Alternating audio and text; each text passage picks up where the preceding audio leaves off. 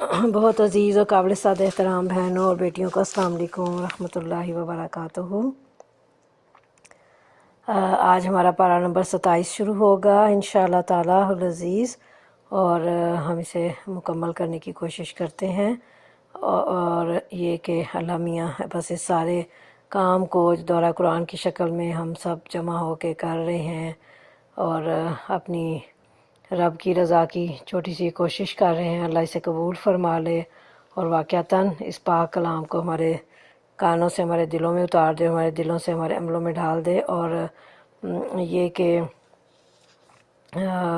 اس سارے پاک کلام پر بہترین طریقے سے عمل کرنے کی توفیق عطا فرما دے، بلکہ اپنا اللہ ہمارا ہاتھ پکڑ کے ہمیں اس راہ پہ چلا دے جو اللہ کی جنت کو جانے والا راستہ ہے، اور جو اللہ نے تو آسان بنایا ہے لیکن خود ہم نے اپنی سوچوں سے اور اپنے نظریات سے اسے مشکل سمجھ لیا ہے۔ اللہ ہمارے لیے اسے میں آسانی فرمائے اور اللہ بس ہم سے راضی ہو جائے۔ تو پارہ نمبر 27 شروع کرتے ہیں۔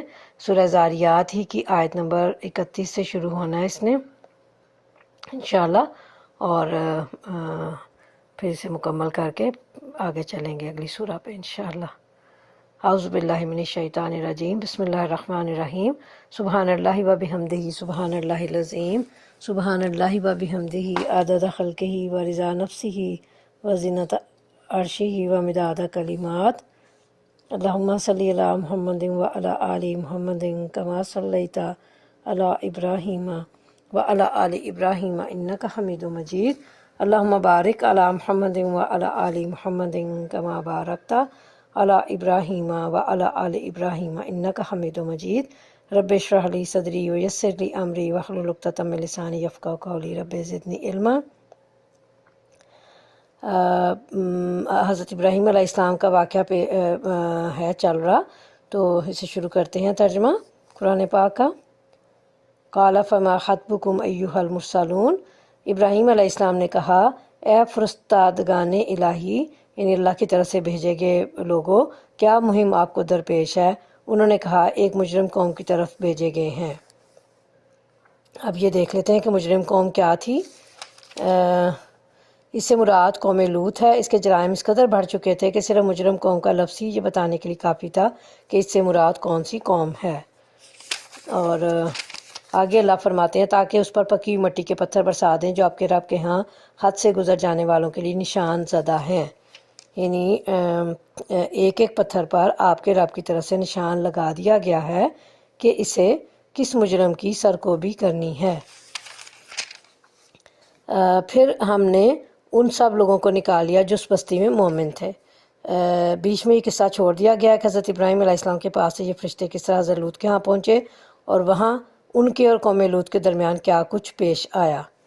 اور یہ آگے اللہ فرما رہے ہیں کہ ان سب لوگوں کو نکال لیا جو اس بستی میں مومن تھے، اور وہاں ہم نے ایک گھر کے سوا مسلمانوں کا کوئی گھر نہ پایا۔ اس کے بعد ہم نے وہاں بس ایک نشانی ان لوگوں کے لیے چھوڑ دی جو دردناک عذاب سے ڈرتے ہوں۔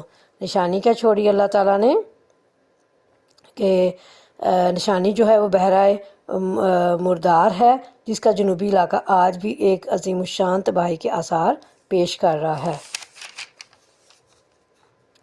اور تمہارے لیے نشانی ہے موسیٰ علیہ السلام کے قصے میں، جب ہم نے اسے سری سند کے ساتھ فرعون کے پاس بھیجا تو وہ اپنے بال بوتے پر اکڑ گیا اور بولا یہ جادوگر ہے یا مجنون ہے۔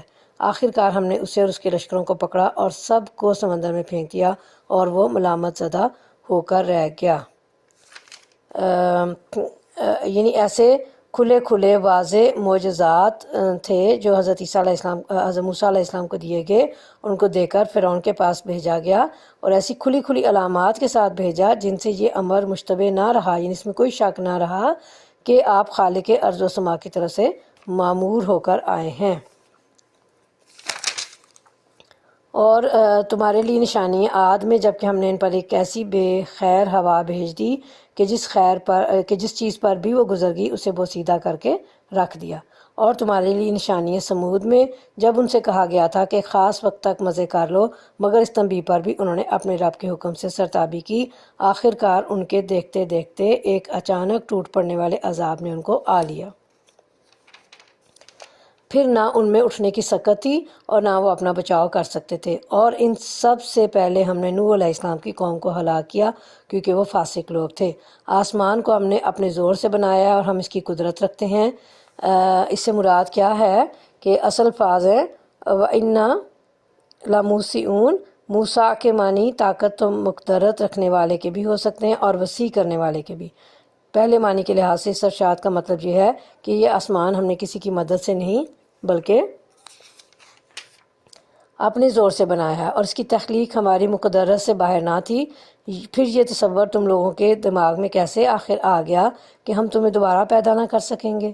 دوسرے معنی کے لحاظ سے مطلب یہ ہے کہ اس عظیم کائنات کو ہم بس ایک دفعہ بنا کر نہیں رہ گئے ہیں بلکہ مسلسل اس میں توسیع کر رہے ہیں، اور ہر آن اس میں ہماری تخلیق کے نئے نئے کرشمے رونما ہو رہے ہیں۔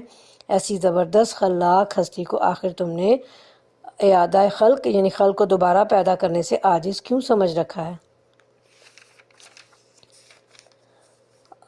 آسمان کو اچھا جی، ہم نے اپنے زور سے بنایا ہے اور ہم اس کی قدرت رکھتے ہیں۔ زمین کو ہم نے بچھایا ہے اور ہم بڑے اچھے ہموار کرنے والے ہیں، اور ہر چیز کے ہم نے جوڑے بنائے ہیں۔ یہاں پہ دنیا کی تمام اشیاء جو ہیں ان میں تزویج کے اصول پر بنائی گئی ہیں، یعنی اللہ تعالیٰ نے اس میں زوج کا اصول رکھا ہے۔ یہ سارا کارخانہ عالم اس قاعدے پر چل رہا ہے کہ بعض چیزوں سے جوڑ لگتا ہے، اور پھر ان کا جوڑ لگنے ہی سے طرح طرح کی ترکیبات وجود میں آتی ہیں۔ یہاں کوئی شے بھی ایسی منفرد نہیں ہے کہ دوسری کوئی شے اس کا جوڑ نہ ہو، بلکہ ہر چیز اپنے جوڑے سے مل کر ہی نتیجہ خیز ہوتی ہے۔ بس دوڑو اللہ کی طرف، میں تمہارے لیے اس کی طرف سے صاف صاف خبردار کرنے والا ہوں، اور نہ بناؤ اللہ کے ساتھ کوئی دوسرا معبود، میں تمہارے لیے اس کی طرف سے صاف صاف خبردار کرنے والا ہوں۔ اس میں یہ سب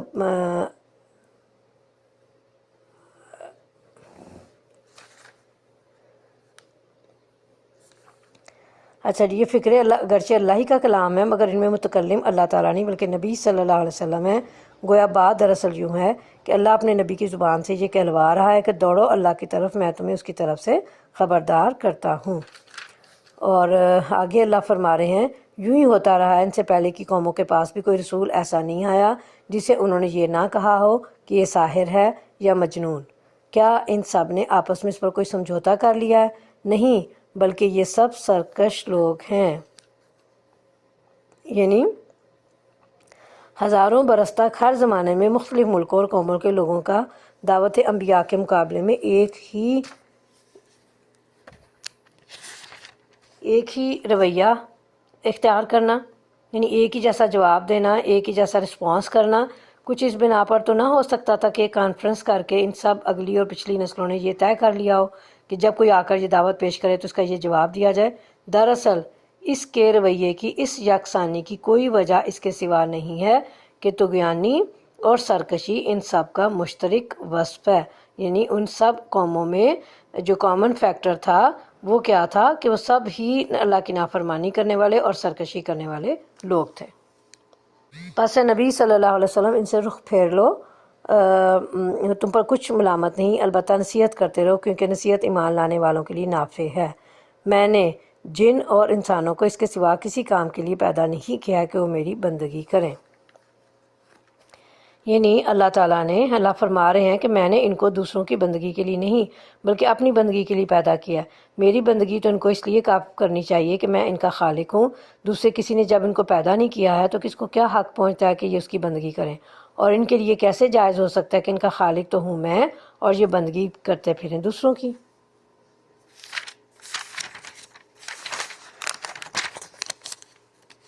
میں ان سے کوئی رزق نہیں چاہتا اور نہ یہ چاہتا ہوں کہ وہ مجھے کھلائیں۔ اللہ تو خود ہی رزاق ہے، بڑی قوت والا اور زبردست۔ پس جن لوگوں نے ظلم کیا ہے ان کے حصے کا بھی ویسا ہی عذاب تیار ہے جیسا انہی جیسے لوگوں کو ان کے حصے کا مل چکا ہے۔ اس کے لیے یہ لوگ مجھ سے جلدی نہ مچائیں، آخر کو تباہی ہے کفر کرنے والوں کے لیے اس روز جس کا انہیں خوف دلایا جا رہا ہے۔ اور جن لوگوں نے ظلم کیا اس سے مراد کیا ہے؟ ظلم سے مراد یہاں حقیقت اور صداقت پر ظلم کرنا اور خود اپنی فطرت پر ظلم کرنا ہے۔ یہاں اللہ تعالیٰ فرما رہے ہیں کہ ظالموں کو عذاب سے حصہ پہنچے گا جس طرح اس سے پہلے کفر و شرک کا ارتکاب کرنے والوں کو ان کے عذاب کا حصہ ملا تھا، لیکن یہ حصہ عذاب انہیں پہنچے گا کب، یہ اللہ کی مشیت پر موقوف ہے، اس لیے طلب عذاب میں جلدی نہ کریں۔ سورہ طور ہماری اب شروع ہو رہی ہے، 27واں پارہ چل رہا ہے ہمارا۔ سورہ طور مکی ہے اور اس میں 49 آیات ہیں اور 2 رکوع ہیں۔ 49 یہ 49 ہے، 49 آیات ہیں اور 2 رکوع ہیں اس میں۔ اور ہم دیکھتے ہیں سورہ طور کو، پہلے ہی لفظ طور سے ماخوذ ہے، نام اس کا لیا گیا ہے، اور مضامین کی اندرونی شہادت سے اندازہ ہوتا ہے کہ یہ بھی مکہ معظمہ کے اسی دور میں نازل ہوئی ہے جس میں سورہ ذاریات نازل ہوئی تھی۔ موضوع اور مباحث جو ہے اس کے پہلے رکوع کا موضوع جو ہے وہ آخرت ہے۔ دوسرے رکوع میں سرداران قریش کے اس رویے پر تنقید کی گئی ہے جو رسول اللہ صلی اللہ علیہ وسلم کی دعوت کے مقابلے میں اختیار کیے ہوئے تھے، یعنی وہ کبھی آپ کو کاہن، کبھی مجنون، کبھی شاعر قرار دے کر عوام کو آپ کے خلاف بہکاتے تھے تاکہ لوگ آپ کے پیغام پر سنجیدگی سے توجہ نہ دیں۔ اور پھر آپ دیکھیں کہ آپ صلی اللہ علیہ وسلم کو ہدایت فرمائی گئی کہ ان مخالفین اور معاندین، یعنی یہ دشمنی کر رہے ہیں لوگ، ان کے الزامات اور اعتراضات کی پرواہ کیے بغیر آپ اپنی دعوت و تذکیر کا کام مسلسل جاری رکھیں، اور آخر میں بھی آپ کو تاکید فرمائی گئی ہے کہ صبر کے ساتھ ان مزاحمتوں کا مقابلہ کیے چلے جائیں یہاں تک کہ اللہ تعالیٰ کا فیصلہ آ جائے۔ اس کے ساتھ آپ کو اطمینان دلایا گیا ہے کہ آپ کے رب نے آپ کو دشمنان حق کے مقابلے میں اٹھا کر اپنے حال پر نہیں چھوڑ دیا، بلکہ وہ برابر آپ کی نگہبانی کر رہا ہے۔ آپ سب کچھ برداشت کرتے رہیں اور آپ اپنے رب کی حمد و تسبیح سے وہ قوت حاصل کرتے رہیں جو ایسے حالات میں اللہ کا کام کرنے کے لیے درکار ہوتی ہے، جب تک کہ فیصلے کی گھڑی اللہ کی طرف سے نہ آ جائے۔ بسم اللہ الرحمن الرحیم۔ والطور وکتاب مستور فی رق منشور والبیت المعمور والسقف المرفوع والبحر المسجور ان عذاب ربک لواقع ما له من دافع یوم تمور السماء مورا وتسیر الجبال سیرا۔ صدق اللہ العظیم۔ سورہ طور اللہ کے نام سے جو بے انتہا مہربان اور رحم فرمانے والا ہے۔ قسم ہے طور کی اور ایک ایسی کھلی کتاب کی جو رقیق جلد میں لکھی ہوئی ہے، اور آباد گھر کی اور اونچی چھت کی اور معجزن سمندر کی، کہ تیرے رب کا عذاب ضرور واقع ہونے والا ہے جسے کوئی دفع کرنے والا نہیں۔ طور وہ پہاڑ ہے جس پر حضرت موسیٰ علیہ السلام اللہ سے ہم کلام ہوئے، اسے طور سینا بھی کہا جاتا ہے۔ اللہ نے اسی شرف کی بنا پر اس کی قسم کھائی ہے۔ مستور کے معنی ہے مکتوب، لکھی ہوئی چیز۔ اس کا مصداق مختلف بیان کیے گئے ہیں۔ قرآن مجید، لوح محفوظ، تمام کتب منزلہ یا وہ انسانی اعمال نامے جو فرشتے لکھتے ہیں۔ اور مستور جو ہے وہ رق جو ہے وہ باریک چمڑا جس پر لکھا جاتا ہے، اور منشور یعنی پھیلایا گیا، پھیلایا کھلا ہوا۔ یہ بیت معمور 7ویں آسمان پر وہ عبادت خانہ ہے جس میں فرشتے عبادت کرتے ہیں۔ یہ عبادت خانہ فرشتوں سے اس طرح بھرا ہوتا ہے کہ روزانہ اس میں 70,000 فرشتے عبادت کے لیے آتے ہیں، جن کی پھر دوبارہ قیامت تک باری نہیں آتی، جیسا کہ احادیث معراج میں بیان کیا گیا ہے۔ بعض بیت معمور سے مراد خانہ کعبہ لیتے ہیں جو عبادت کے لیے آنے والے انسانوں سے ہر وقت بھرا رہتا ہے۔ معمور کے معنی ہی آباد اور بھرے ہوئے کے ہیں۔ اور آگے اللہ فرماتے ہیں اونچی چھت، اس سے مراد آسمان ہے جو زمین کے لیے بمنزلہ چھت کے ہے۔ قرآن پاک نے دوسرے مقام پر بھی اسے محفوظ چھت کہا ہے، جیسے سورہ انبیاء میں اللہ نے فرمایا ہے کہ اس سے مراد عرش ہے لیا جاتا جو تمام مخلوقات کے لیے چھت ہے۔ آگے اللہ فرماتے ہیں معجزن سمندر جو معجزن ہے یعنی چلتا ہوا، ٹھاٹھے مارتا ہوا۔ مسجور کے معنی ہے بھڑکے ہوئے۔ بعض کہتے ہیں اس سے وہ پانی مراد ہے جو زیر عرش ہے، جس سے قیامت والے دن بارش نازل ہوگی، اس سے مردہ جسم زندہ ہو جائیں گے۔ بعض کہتے ہیں اس سے مراد سمندر ہیں، ان میں قیامت والے دن آگ بھڑک اٹھے گی۔ اور ہے نا سورہ تکویر میں وَإِذَا الْبِحَارُ سُجِّرَتْ، اللہ نے فرمایا کہ جب سمندر بھڑکا دیے جائیں گے۔ اور آگے اللہ فرما رہے ہیں کہ رب کا عذاب جو ہے اسے کوئی روکنے والا نہیں، اسے کوئی دفع کرنے والا نہیں، ٹھیک ہے جی۔ تو اس سے مراد یہ ہے کہ یعنی اللہ تعالیٰ کی عظیم قدرت کی یہ تمام چیزیں جو اللہ کی عظیم قدرت کی مظہر ہیں، اس بات کی دلیل ہیں کہ اللہ کا وہ عذاب بھی یقیناً واقع ہو کر رہے گا، جس کا اس نے وعدہ کیا ہے اسے کوئی ٹالنے پر قادر نہیں ہوگا۔ آگے اللہ فرماتے ہیں وہ اس روز واقع ہوگا جب آسمان بری طرح ڈگمگائے گا اور پہاڑ اڑے اڑے پھریں گے۔ تباہی ہے اس روز جھٹلانے والوں کے لیے جو آج کھیل کے طور پر اپنی حجت بازیوں میں لگے ہوئے ہیں۔ قیامت والے دن آسمان کے نظم میں، یعنی آسمان کے نظم و ضبط میں جو اتنا ڈسپلنڈ نظر آتا ہے اس وقت ہمیں دیکھنے میں، اس میں جو اختلال اور ستاروں کا اور سیاروں کی ٹوٹ پھوٹ کی وجہ سے جو اضطراب واقع ہوگا، اس کو ان الفاظ سے تعبیر کیا گیا ہے۔ اور یہ جو عذاب، جو مذکورہ عذاب ہے، جو ذکر کیا گیا عذاب ہے، اس کے لیے ظرف ہے، یعنی یہ عذاب اس روز واقع ہوگا جب آسمان تھر تھرائے گا اور پہاڑ اپنی جگہ چھوڑ کر روئی کے گالوں اور ریت کے ذروں کی طرح اڑ جائیں گے، اور تم لوگ جو ہو تباہی سے جھٹلانے والوں کے لیے، یعنی لوگ جو ہیں وہ اپنے کفر اور باطل میں مصروف اور حق کی کو جھٹلانے میں، حق کی تکذیب میں اور مذاق اڑانے میں لگے ہوئے ہیں۔ آگے اللہ فرماتے ہیں کہ جس دن انہیں دھکے مار مار کر نارے جہنم کی طرف لے چلا جائے گا، اس وقت ان سے کہا جائے گا یہ وہی آگ ہے جسے تم جھٹلایا کرتے تھے۔ اب بتاؤ یہ جادو ہے جو تمہیں سوجھ نہیں رہا ہے، جاؤ اب جلسو اس کے اندر، تم خاص صبر کرو یا نہ کرو تمہارے لیے یکساں ہیں، تمہیں ویسا ہی بدلہ دیا جا رہا ہے جیسے تم عمل کر رہے تھے۔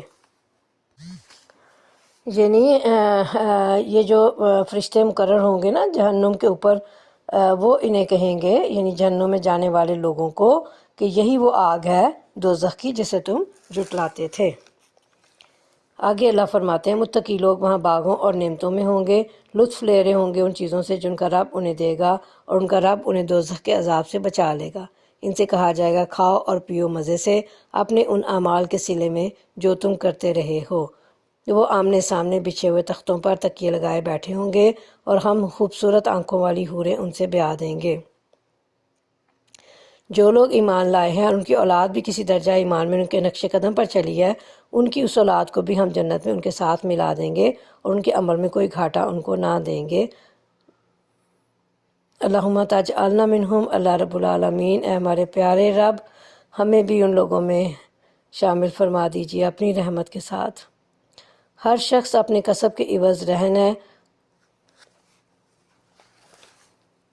اہل ایمان کی سعادت اور خوش قسمتی کا یہاں پہ اللہ ذکر فرما رہے ہیں کہ جنت کے گھر، لباس، کھانے، سواریاں، حسین و جمیل بیویاں اور دیگر نعمتیں، ان سب پر وہ خوش ہوں گے، کیونکہ یہ نعمتیں دنیا کے نعمتوں سے بدرجہ بڑھ کر ہوں گی۔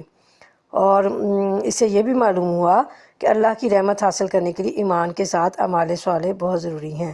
ایک دوسرے کے ساتھ ملے سے مراد ہے گویا وہ ایک صف ہیں، یا بعض نے اس کا مفہوم یہ بیان کیا ہے کہ ان کے چہرے ایک دوسرے کے سامنے ہوں گے جیسے میدان جنگ میں فوجیں ایک دوسرے کے سامنے ہوتی ہیں، اور ان کے جو ہیں ماں باپ کو بھی، ان کے جو ایمان لائے ہیں ان کی اولاد کو بھی ان کے درجے تک پہنچا دیں گے۔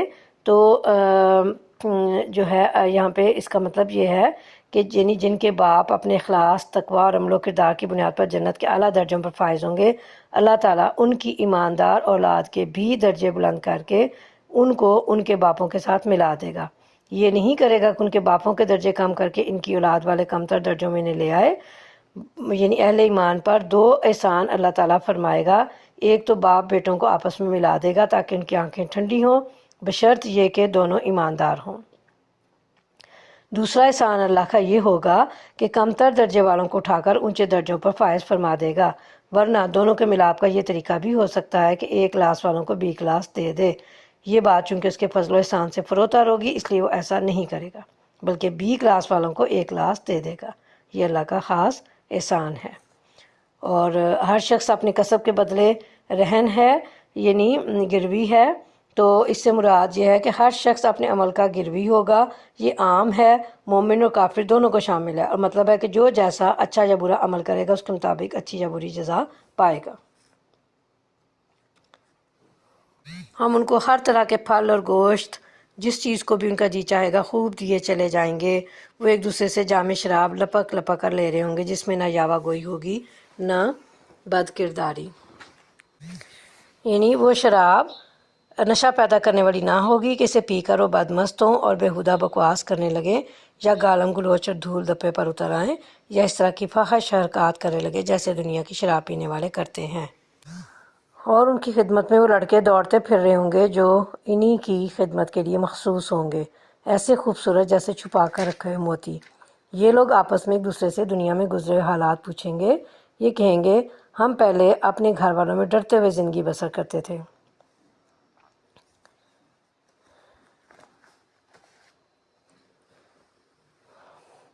یعنی وہ ایک دوسرے سے دنیا کے حالات پوچھیں گے کہ دنیا میں کن حالات میں زندگی گزارتے اور ایمان و عمل کے تقاضے کس طرح پورے کرتے رہے، یعنی اللہ کے عذاب سے ڈرتے ہوئے، اس لیے کہ اس عذاب سے بچنے کا اہتمام بھی کرتے رہے، اس لیے کہ انسان کو جس چیز کا ڈر ہوتا ہے اسے بچنے کے لیے وہ تگ و دو بھی کرتا ہے۔ اور یہ کہ وہاں عیش میں مصروف ہو کر اپنی دنیا میں مگن ہو کر غفلت کی زندگی نہیں گزار رہے تھے، یعنی دنیا میں وہ، بلکہ ہر وقت ہمیں یہ دھڑکا لگا رہتا تھا کہ کہیں ہم سے کوئی ایسا کام نہ ہو جائے جس پر اللہ کے ہماری پکڑ ہو۔ خاص طور پر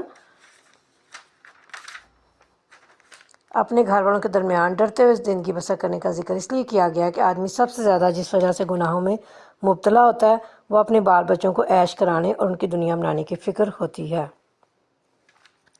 آگے اللہ فرما رہے ہیں کہ آخرکار اللہ نے ہم پر فضل فرمایا اور ہمیں جلسا دینے والی ہوا کے عذاب سے بچا لیا، ہم پچھلی زندگی میں اسی سے دعائیں مانگتے تھے، وہ واقعی بڑا محسن و رحیم ہے۔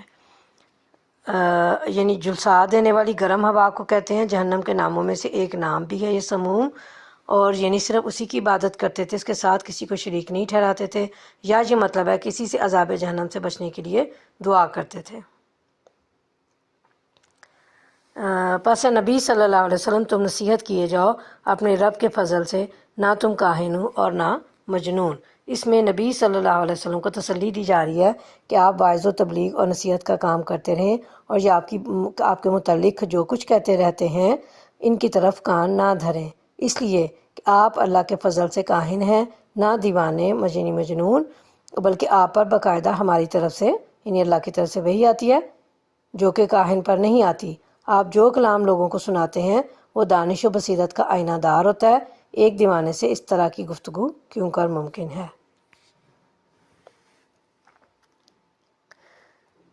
کیا یہ لوگ کہتے ہیں کہ یہ شخص شاعر ہے جس کے حق میں ہم گردش ایام کا انتظار کر رہے ہیں، ان سے کو اچھا انتظار کرو، میں بھی تمہارے ساتھ انتظار کرتا ہوں۔ کیا ان کی عقلیں انہیں ایسی ہی باتیں کرنے کے لیے کہتی ہیں، یا در حقیقت یہ دشمنی میں یعنی اناد میں حد سے گزرے ہوئے لوگ ہیں؟ ان مختصر فکروں میں مخالفین کے سارے پروپیگنڈے کی ہوا نکال دی گئی ہے۔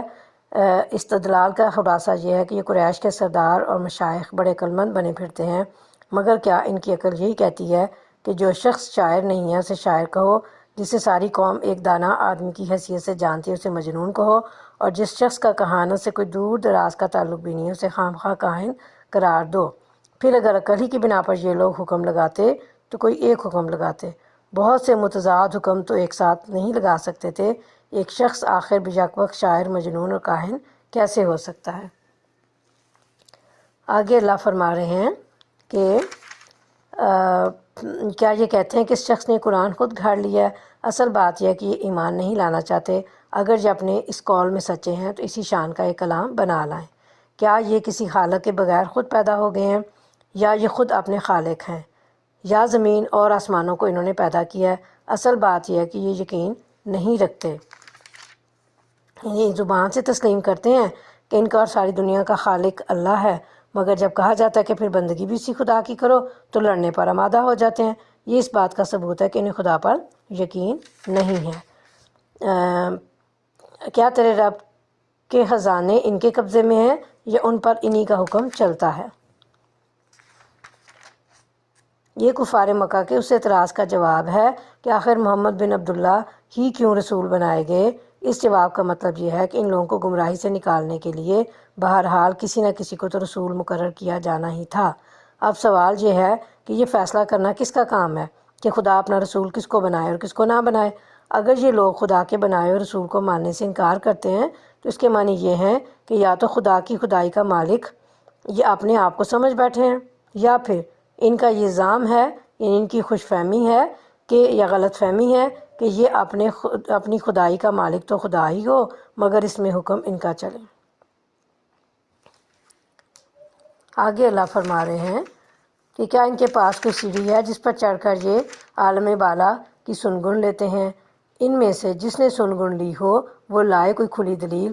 کیا اللہ کے لیے تو ہیں بیٹیاں اور تم لوگوں کے لیے ہیں بیٹے؟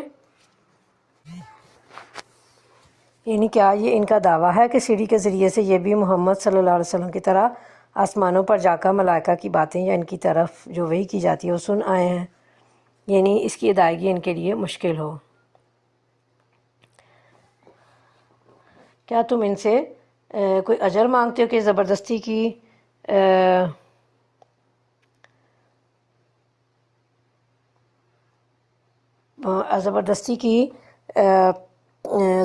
پڑی ہوئی چٹی کے بوجھ تلے دبے جاتے ہیں؟ کیا ان کے پاس غیب کے حقائق کا علم ہے کہ اس کی بنا پر یہ لکھ رہے ہوں؟ یعنی کیا یہ لوگ لکھ کر دے سکتے ہیں کہ غیب کی حقیقتوں کے متعلق رسول صلی اللہ علیہ وسلم کے بیانات کی تکذیب یہ اس بنا پر کر رہے ہیں کہ پردہ غیب کے پیچھے جھانک کر انہوں نے دیکھ لیا ہے کہ حقیقت وہ نہیں ہے جو رسول صلی اللہ علیہ وسلم بیان کر رہے ہیں؟ کیا یہ لوگ کوئی چال چلنا چاہتے ہیں؟ اگر یہ بات ہے تو کفر کرنے والوں پر ان کی چال الٹی ہی پڑے گی۔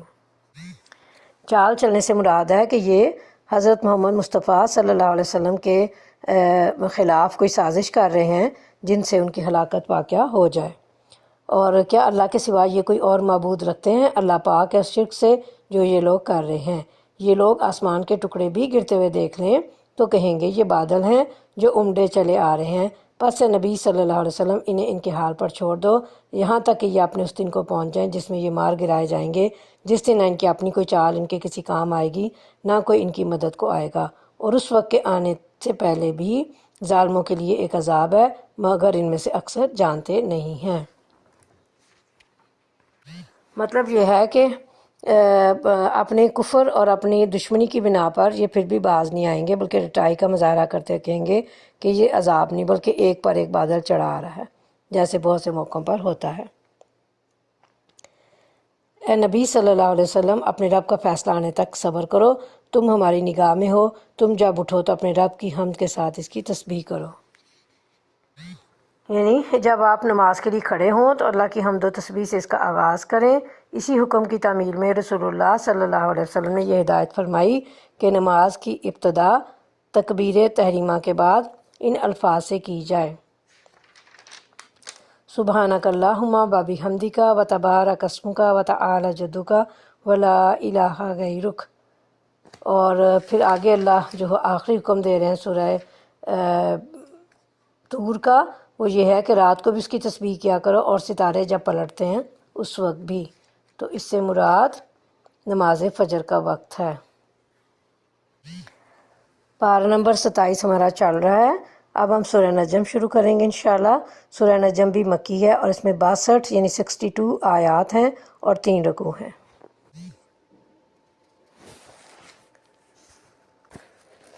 پہلے لفظ بالنجمی سے محفوظ ہے سورہ نجم کا نام۔ یہ بھی مضمون کے لحاظ سے سورہ کا عنوان نہیں ہے بلکہ محض علامت کے طور پر اس کا نام قرار دیا گیا ہے۔ اور اس کا زمانہ نزول جو ہے یہ روایات میں آتا ہے کہ قرآن مجید کی وہ پہلی صورت ہے یہ جسے رسول اللہ صلی اللہ علیہ وسلم نے قریش کے ایک مجمع عام میں سنایا تھا۔ مجمع میں کافر و مومن سب موجود تھے۔ آخر میں جب آپ نے آیت سجدہ پڑھ کر سجدہ فرمایا تو تمام حاضرین آپ صلی اللہ علیہ وسلم کے ساتھ سجدے میں گر گئے، اور مشرکین کے بڑے بڑے سردار تک جو مخالفت میں پیش تھے سجدہ کیے بغیر نہ رہ سکے۔ ابن مسعود بیان کرتے ہیں کہ میں نے کفار میں سے صرف ایک شخص امیہ بن خلف کو دیکھا کہ اس نے سجدہ کرنے کے بجائے کچھ مٹی اٹھا کر اپنی پیشانی سے لگا لی اور کہا کہ میرے لیے بس یہی کافی ہے۔ بعد میں میری آنکھوں نے دیکھا کہ وہ کفر کی حالت میں قتل ہوا۔ اور یہ جو زمانہ نزول ہے اس کا، یہ بھی پتہ چلتا ہے کہ اس وقت تک جو ہیں وہ اس واقعے کے عینی شاہد جو مطلب بن ابی وداع ہیں، جو اس وقت تک مسلمان نہ ہوئے تھے، اور یہ کہ ابن سعد کا بیان ہے کہ اس سے پہلے رجب 5 نبوی میں صحابہ کرام کی ایک مختصر سی جماعت حبش کی طرف ہجرت کر چکی تھی۔ پھر جب اسی سال رمضان میں یہ واقعہ پیش آیا کہ رسول اللہ صلی اللہ علیہ وسلم نے قریش کے مجمع عام میں سورہ نجم کی تلاوت فرمائی اور کافر و مومن سب آپ کے ساتھ سجدے میں گر گئے، تو حبش کے مہاجرین تک یہ قصہ اس شکل میں پہنچا کہ کفار مکہ مسلمان ہو گئے۔ اس خبر کو سن کر میں سے کچھ لوگ شوال 5 نبوی میں مکہ واپس آ گئے، مگر یہاں کا معلوم ہوا کہ ظلم کی چکی اسی طرح چل رہی ہے جس طرح پہلے چل رہی تھی۔ آخر کار دوسری ہجرت حبشہ واقعہ ہوئی، جس میں پہلی ہجرت سے بھی زیادہ لوگ مکہ چھوڑ کر چلے گئے، اور یعنی یہ سورہ رمضان 5 نبوی میں نازل ہوئی، نبوت کے 5ویں سال۔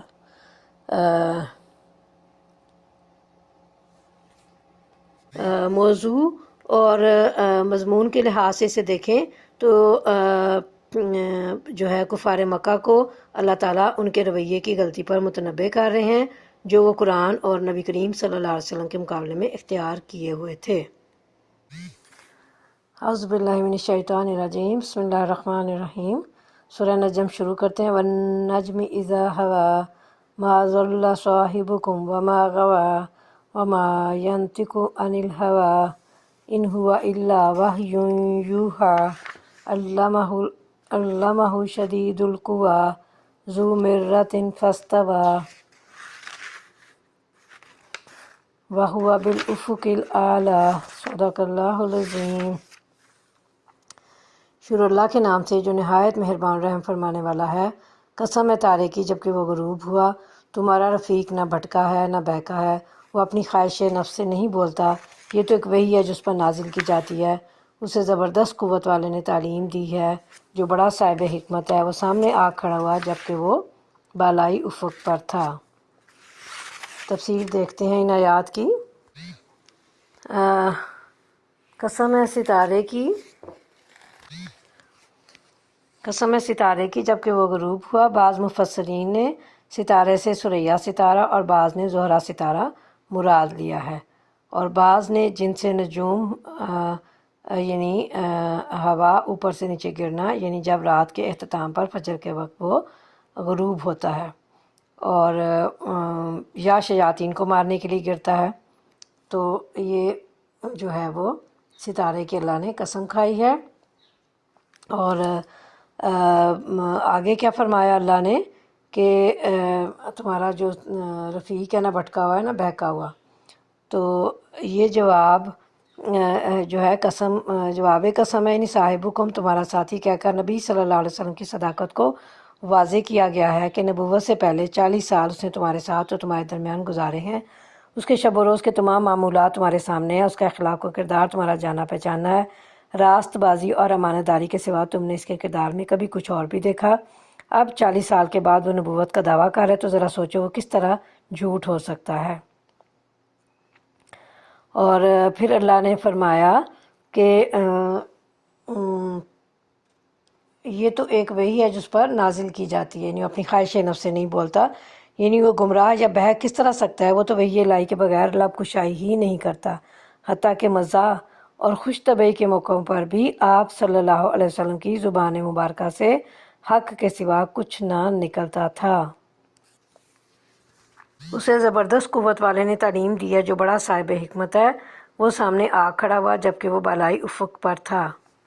اس سے مراد اللہ تعالیٰ نہیں بلکہ جبرائیل علیہ السلام ہے۔ افق سے مراد ہے آسمان کا وہ مشرقی کنارہ جہاں سے سورج طلوع ہوتا ہے اور دن کی روشنی پھیلتی ہے۔ مراد یہ ہے کہ پہلی مرتبہ جبرائیل علیہ السلام جب نبی صلی اللہ علیہ وسلم کو نظر آئے، اس وقت وہ آسمان کے مشرقی کنارے پر نمودار ہوئے تھے۔ پھر قریب آیا اور معلق ہو گیا، یہاں تک کہ 2 کمانوں کے برابر یا اس سے کچھ کم فاصلہ رہ گیا۔ تب اس نے اللہ کے بندے کو وحی پہنچائی جو وحی بھی اسے پہنچانی تھی۔ یعنی آسمان کے بالائی مشرقی کنارے سے نمودار ہونے کے بعد جبرائیل علیہ السلام نے رسول اللہ صلی اللہ علیہ وسلم کی طرف آگے بڑھنا شروع کیا، یہاں تک کہ بڑھتے بڑھتے وہ آپ کے اوپر آ کر فضا میں معلق ہو گئے۔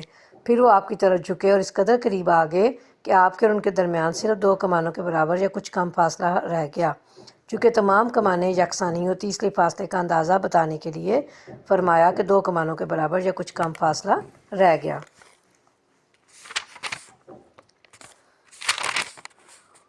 پھر اللہ فرما رہے ہیں کہ نظر نے جو کچھ دیکھا، دل نے اس میں جھوٹ نہ ملایا۔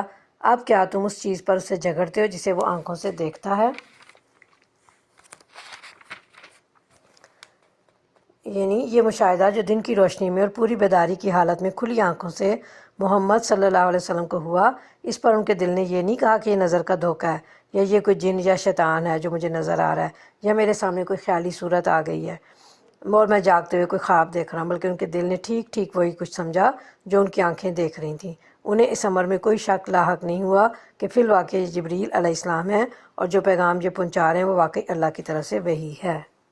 اور ایک مرتبہ پھر اس نے سدرۃ المنتہا کے پاس اس کو اترتے دیکھا، جہاں پاس ہی جنت المأوا ہے۔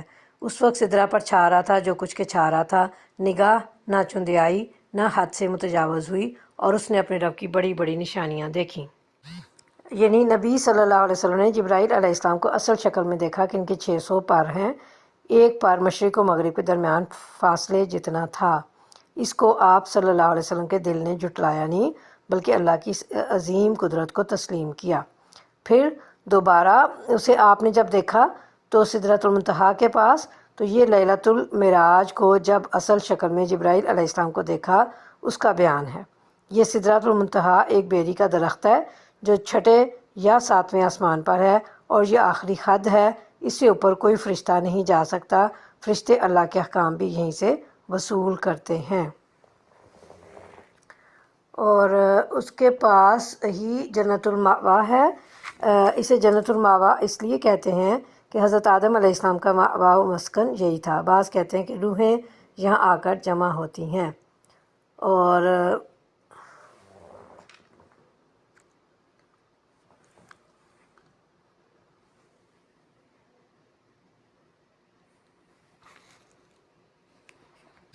سدرۃ المنتہا کی اس کیفیت کا بیان ہے جب شب معراج میں آپ صلی اللہ علیہ وسلم نے اس کا مشاہدہ کیا۔ سونے کے پروانے اس کے گرد منڈلا رہے تھے، فرشتوں کا عکس اس پر پڑ رہا تھا، رب کی تجلیات کا مظہر بھی وہی تھا۔ تفسیر ابن کثیر میں ہے، اسی مقام پر نبی کریم صلی اللہ علیہ وسلم کو 3 چیزوں سے نوازا گیا: 5 وقت کی نمازیں، سورہ بقرہ کی آخری آیات، اور اس مسلمان کی مغفرت کا وعدہ جو شرک کی آلودگیوں سے پاک ہوگا۔ نگاہ نہ بہکی اور نہ حد سے بڑھی، یعنی نبی صلی اللہ علیہ وسلم کی نگاہیں دائیں بائیں ہوئیں اور نہ اس حد سے متجاوز اور بلند ہوئیں جو آپ صلی اللہ علیہ وسلم کے لیے مقرر کر دی گئی تھی۔ اور نشانیاں جو آپ نے دیکھیں آپ صلی اللہ علیہ وسلم نے، یعنی جس میں جبرائیل علیہ السلام اور سدرۃ المنتہا کا دیکھنا اور دیگر مظاہر قدرت کا مشاہدہ، جس کی کچھ تفصیل سفر معراج کی احادیث کے بیان میں بتائی گئی ہے۔ اچھا جی، آگے اللہ سوال فرما رہے ہیں، اب ذرا بتاؤ تم نے کبھی صلات اور عزیٰ اور تیسری ایک دیوی منات کی حقیقت پر بھی کچھ غور کیا ہے؟ مطلب یہ ہے کہ جو تعلیم محمد صلی اللہ علیہ وسلم تم کو دے رہے ہیں، اس کو تو تم لوگ گمراہی اور بدراہی قرار دیتے ہو، حالانکہ یہ علم ان کو اللہ تعالیٰ کی طرف سے دیا جا رہا ہے، اور اللہ ان کو آنکھوں سے وہ حقائق دکھا چکا ہے جن کی شہادت وہ تمہارے سامنے دے رہے ہیں۔ اب ذرا تم خود دیکھو کہ جن عقائد کی پیروی پر تم اصرار کیے چلے جا رہے ہو وہ کس قدر غیر معقول ہیں، اور ان کے مقابلے میں جو شخص تمہیں سیدھا راستہ بتا رہا ہے اس کی مخالفت کر کے آخر تم کس کا نقصان کر رہے ہو؟ اور کیا بیٹے تمہارے لیے ہیں اور بیٹیاں خدا کے لیے؟ یہ تو پھر بڑی دھاندلی کی تقسیم ہوئی۔ دراصل یہ کچھ نہیں ہے مگر بس چند نام جو تم نے اور تمہارے باپ دادا نے رکھ لیے ہیں، اللہ نے ان کے لیے کوئی سند نازل نہیں کی۔ حقیقت یہ ہے کہ لوگ محض وہم و گمان کی پیروی کر رہے ہیں اور خواہشات نفس کے مرید بنے ہوئے ہیں۔ یعنی ان دیویوں کو تم نے رب العالمین کی بیٹیاں قرار دے لیا، اور یہ بیہودہ عقیدہ ایجاد کرتے وقت تم نے یہ بھی نہ سوچا کہ اپنے لیے تو تم بیٹی کی پیدائش کو ذلت سمجھتے ہو اور چاہتے ہو کہ تمہیں اولاد نرینہ ملے، مگر اللہ کے لیے تم اولاد بھی تجویز کرتے ہو تو بیٹیاں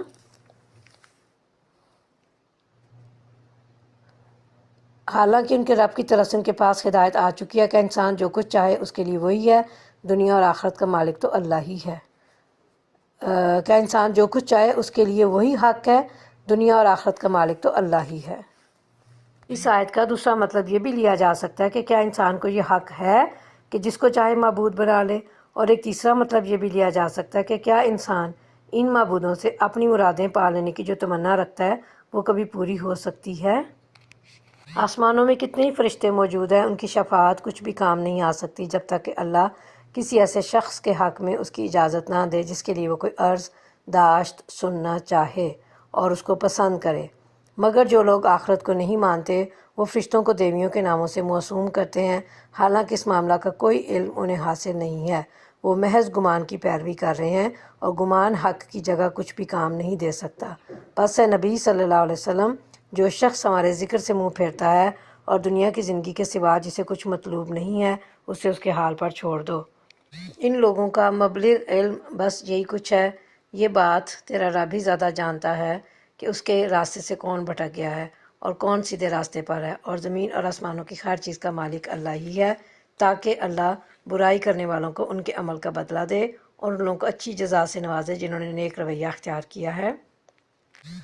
یعنی ہدایت و گمراہی اسی کے ہاتھ میں ہے، جس کو چاہتا ہے ہدایت سے نوازتا ہے، جسے چاہتا ہے گمراہی کے گڑھے میں ڈال دیتا ہے، تاکہ نیکوکار کو اس کی نیکیوں کا صلہ اور بدکار کو اس کی برائیوں کا بدلہ دے۔ آگے اللہ فرما رہے ہیں کہ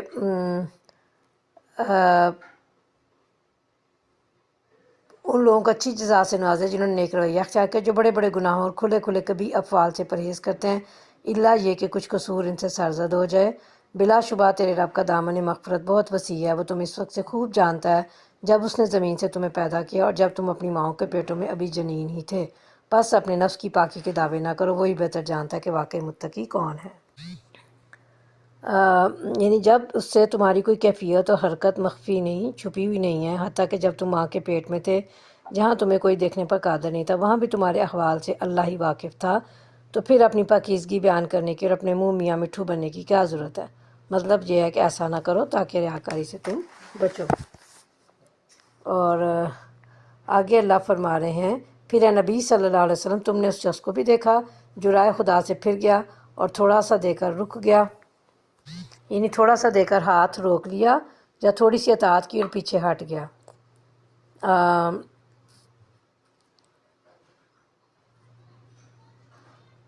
اور یہ اس شخص کے لیے بھی استعمال کیا جاتا ہے لفظ جو کسی کو کچھ دے لیکن پورا نہ دے، کوئی کام شروع کرے لیکن اسے پایا تکمیل تک نہ پہنچائے۔ کیا اس کے پاس غیب کا علم ہے کہ وہ حقیقت کو دیکھ رہا ہے؟ کیا اسے ان باتوں کی کوئی خبر نہیں پہنچی جو موسیٰ کے صحیفوں اور اس ابراہیم علیہ السلام کے صحیفوں میں بیان ہوئی ہیں، جس نے وفا کا حق ادا کر دیا؟ یہاں اللہ رب العالمین ان تعلیمات کا خلاصہ بیان فرما رہے ہیں جو حضرت موسیٰ علیہ السلام اور حضرت ابراہیم علیہ السلام کے صحیفوں میں نازل ہوئی تھیں۔ یہ کہ کوئی بوجھ اٹھانے والا دوسرے کا بوجھ نہیں اٹھائے گا، اور یہ کہ انسان کے لیے کچھ نہیں ہے مگر وہ جس کی اس نے صحیح کی، اور یہ کہ اس کی صحیح عن قریب دیکھی جائے گی، اس کی پوری جزا اسے دی جائے گی، اور یہ کہ آخرکار پہنچنا تیرے رب ہی کے پاس ہے، اور یہ کہ اسی نے ہنسایا اور اسی نے رلایا، اور یہ کہ اسی نے موت دی اور اسی نے زندگی بخشی، اور یہ کہ اسی نے نر اور مادہ کا جوڑا پیدا کیا ایک بوند سے جبکہ وہ ٹپکائی جاتی ہے، اور یہ کہ دوسری زندگی بخشنا بھی اسی کے ذمہ ہے، اور یہ کہ اس نے غنی کیا اور جائیداد بخشی، اور یہ کہ وہی شارع کا رب ہے، اور یہ کہ اس نے عاد اولیٰ کو ہلاک کیا اور ثمود کو ایسا مٹایا کہ ان میں سے کسی کو باقی نہ چھوڑا، اور ان سے پہلے قوم نوح علیہ السلام کو تباہ کیا کیونکہ وہ تھے ہی سخت ظالم اور سرکش لوگ، اور اوندھی گرنے والی بستیوں کو اٹھا پھینکا، پھر چھا دیا ان پر ان پر وہ کچھ جو تم جانتے ہی ہو کہ چھا دیا۔ پس اے انسان، اپنے رب کی کن کن نعمتوں میں تو شک کرے گا؟ یہ ایک تنبیہ ہے پہلے آئی ہوئی تنبیہات میں سے، آنے والی گھڑی قریب آ لگی ہے، اللہ کے سوا کوئی اس کو ہٹانے والا نہیں ہے۔ اب کیا یہی وہ باتیں ہیں جن پر تم اظہار تعجب کرتے ہو، ہنستے ہو اور روتے نہیں ہو، اور گا بجا کر انہیں ٹالتے ہو؟ اور آخری آیت میں اللہ فرما رہے ہیں، فَاسْجُدُوا لِلَّهِ وَاعْبُدْ، جھک جاؤ اللہ کے آگے اور بندگی بجا لاؤ۔ آیت سجدہ ہے یہ سورہ نجم کے آخر میں، تو انشاءاللہ تعالی ہم یہ سجدہ کر لیں گے۔ آگے ہماری سورہ قمر شروع ہو رہی ہے، آیات 27واں پارہ ہمارا چل رہا ہے سورہ قمر، اب ہم انشاءاللہ پڑھیں گے، اور آیات جو ہیں اس کی 55 یعنی 55 ہیں، اور رکوع اس کے 3 ہیں، اور یہ بھی مکی سورہ ہے۔ اعوذ باللہ من الشیطان الرجیم، بسم اللہ الرحمن الرحیم۔ اقتربت الساعة وانشق القمر وإن يروا آية يؤردوا ويقولوا سحر مستمر وكذبوا واتبعوا أهواءهم وكل أمر مستقر صدق اللہ العظیم۔ سورہ قمر، اللہ کے نام سے جو بے انتہا مہربان رحم فرمانے والا ہے۔ قیامت کی گھڑی قریب آ گئی اور چاند پھٹ گیا، مگر ان لوگوں کا حال یہ ہے کہ ہاں کوئی نشانی دیکھ لیں منہ موڑ جاتے ہیں اور کہتے ہیں یہ تو چلتا ہوا جادو ہے۔ انہوں نے اس کو بھی جھٹلا دیا اور اپنی خواہشات نفسی کی پیروی کی۔ ہر معاملہ کو آخرکار ایک انجام پر پہنچ کر رہنا ہے۔ سورہ قمر کا نام جو ہے پہلی آیت کے فکرے وانشق القمر سے ماخوذ ہے، یعنی لیا گیا ہے۔ مطلب یہ ہے کہ وہ سورہ جس میں لفظ القمر آیا ہے۔ زمانہ نزول، اس میں شق القمر کے واقعے کا ذکر آیا جس سے اس کا زمانہ نزول متعین ہو جاتا ہے، اور محدثین اور مفسرین کا اس پر اتفاق ہے کہ یہ واقعہ ہجرت سے تقریباً 5 سال پہلے مکہ معظمہ میں مینا کے مقام پر پیش آیا تھا۔ موضوع اور مضمون کے لحاظ سے اللہ تعالیٰ نے کفار مکہ کو اس خط درمی پر متنبع کیا ہے جو انہوں نے نبی کریم صلی اللہ علیہ وسلم کی دعوت کے مقابلے میں اختیار کر رکھی تھی، اور شق القمر یعنی چاند کے پھٹنے کا حیرت انگیز واقعہ اس بات کا صریح نشان تھا کہ وہ قیامت جس کے آنے کی خبر رسول اللہ صلی اللہ علیہ وسلم دے رہے تھے فی الواقع برپا ہو سکتی ہے، اور اس قیامت کا وقت قریب آ لگا ہے۔ چاند جیسا عظیم الشان قرہ ان کی آنکھوں کے سامنے پھٹا تھا، اس کے دونوں ٹکڑے الگ ہو کر ایک دوسرے سے اتنی دور چلے گئے تھے کہ دیکھنے والوں کو ایک ٹکڑا پہاڑ کے ایک طرف اور دوسرا ٹکڑا دوسری طرف نظر آیا تھا۔ پھر آن کی آن میں وہ دونوں پھر مل گئے تھے۔ یہ اس بات کا کھلا ثبوت تھا کہ نظام عالم ازلی اور ابدی اور غیر فانی نہیں ہے۔ آگے آپ دیکھتے ہیں سورہ قمر کو انشاءاللہ، ترجمہ شروع کر لیا ہم نے۔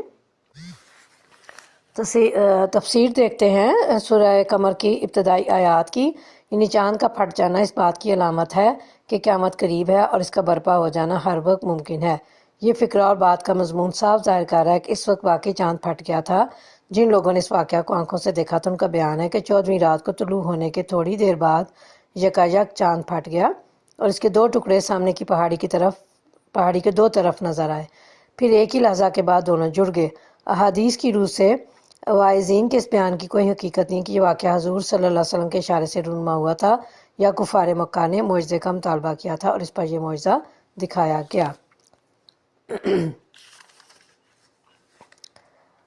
اور ان لوگوں کے سامنے پچھلی قوموں کے وہ حالات آ چکے ہیں جن میں سرکشی سے باز رکھنے کے لیے کافی سامان عبرت ہے، اور ایسی حکمت جو نصیحت کے مقصد کو بدرجہ اتم پورا کرتی ہے، مگر تنبیہات ان پر کارگر نہیں ہوتی۔ پس اے نبی صلی اللہ علیہ وسلم ان سے رخ پھیر لو، جس روز پکارنے والا ایک سخت ناگوار چیز کی طرف پکارے گا، لوگ سہمی ہوئی نگاہوں کے ساتھ اپنی قبروں سے اس طرح نکلیں گے گویا وہ بکھری ٹڈیاں ہیں، پکارنے والے کی طرف دوڑے جا رہے ہوں گے۔ وہی منکرین جو دنیا میں اس کا انکار کرتے تھے اس وقت کہیں گے کہ یہ دن تو بڑا کٹھن ہے۔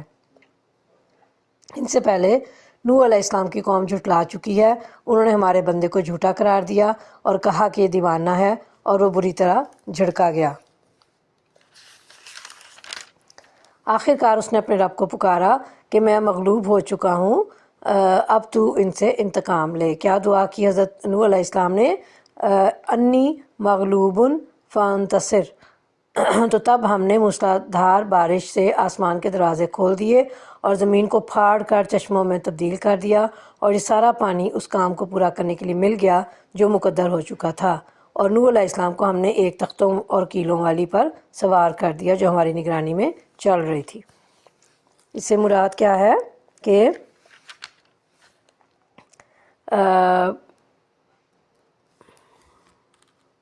وہ کشتی جو طوفان کی آمد سے پہلے اللہ تعالیٰ کی ہدایت کے مطابق حضرت نوح علیہ السلام نے بنا لی تھی۔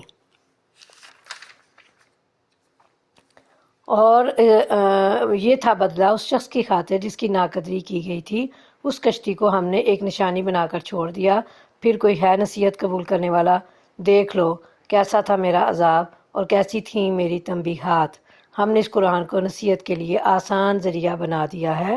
پھر کیا ہے کوئی نصیحت قبول کرنے والا؟ آسان ذریعہ کیسے بنایا؟ مطلب یہ ہے کہ نصیحت کا ایک ذریعہ تو ہیں وہ عبرتناک عذاب جو سرکش قوموں پر نازل ہوئے، اور دوسرا ذریعہ ہے یہ قرآن جو دلائل اور واضح و تلقین سے تم کو سیدھا راستہ بتا رہا ہے۔ اس ذریعے کے مقابلے میں نصیحت کا یہ ذریعہ زیادہ آسان ہے۔ پھر کیوں تم اس سے فائدہ نہیں اٹھاتے اور عذاب ہی دیکھنے پر اصرار کیے جاتے ہو؟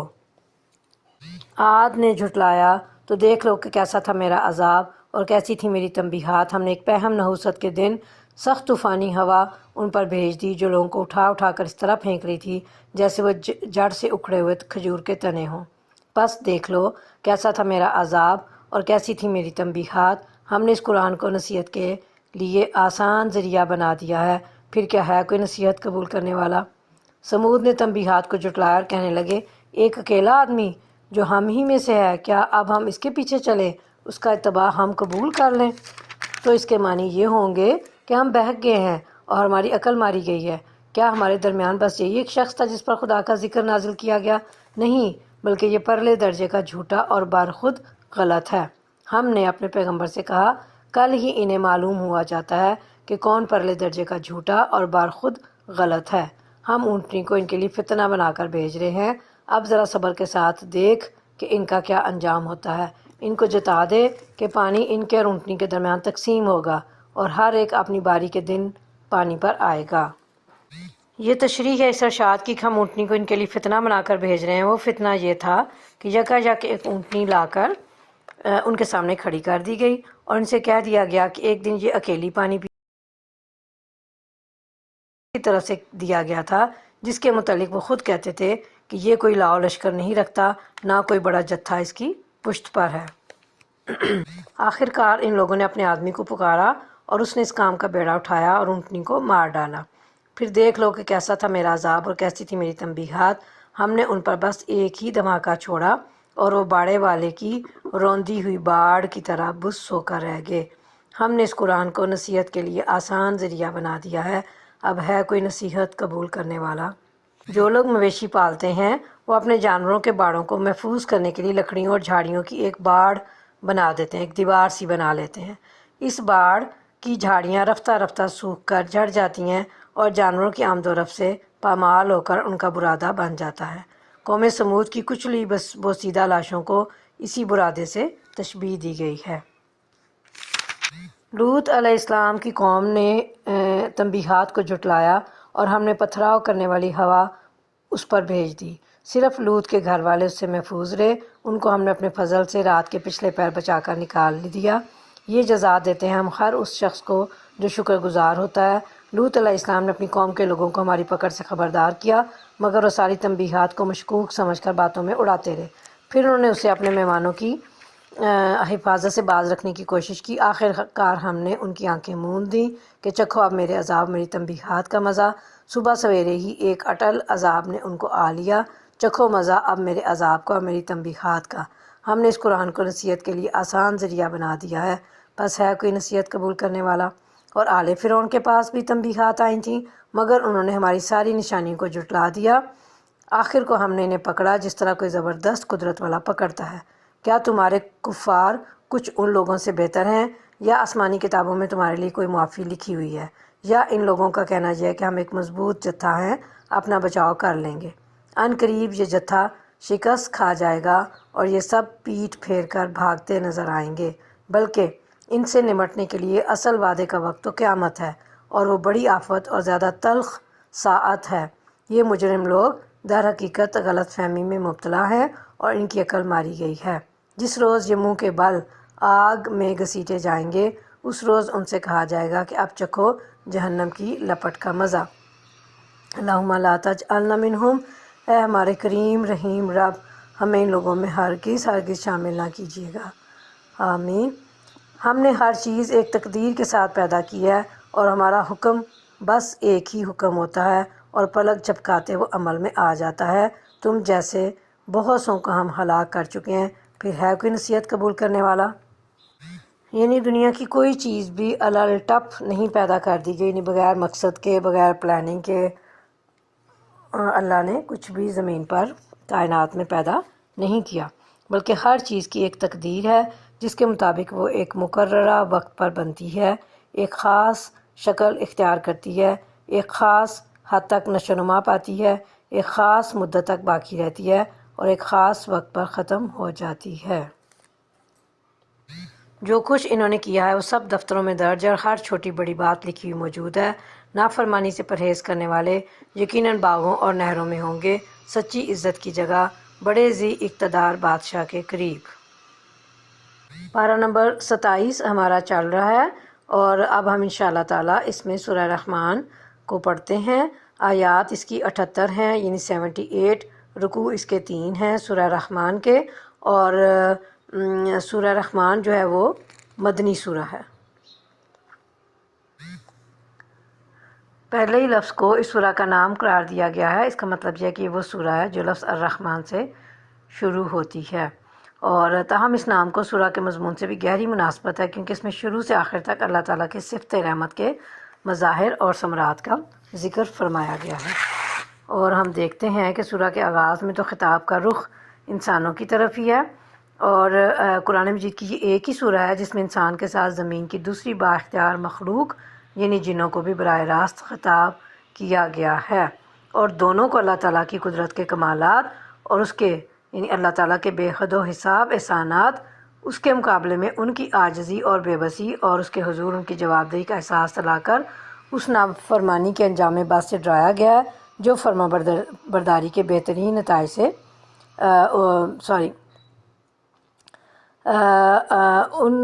اس کے حضور یعنی اللہ کے حضور ان کی جواب دہی کا احساس دلا کر اس کی نافرمانی کے انجام بد سے ڈرایا گیا ہے اور فرما برداری کے بہترین نتائج سے آگاہ کیا گیا ہے۔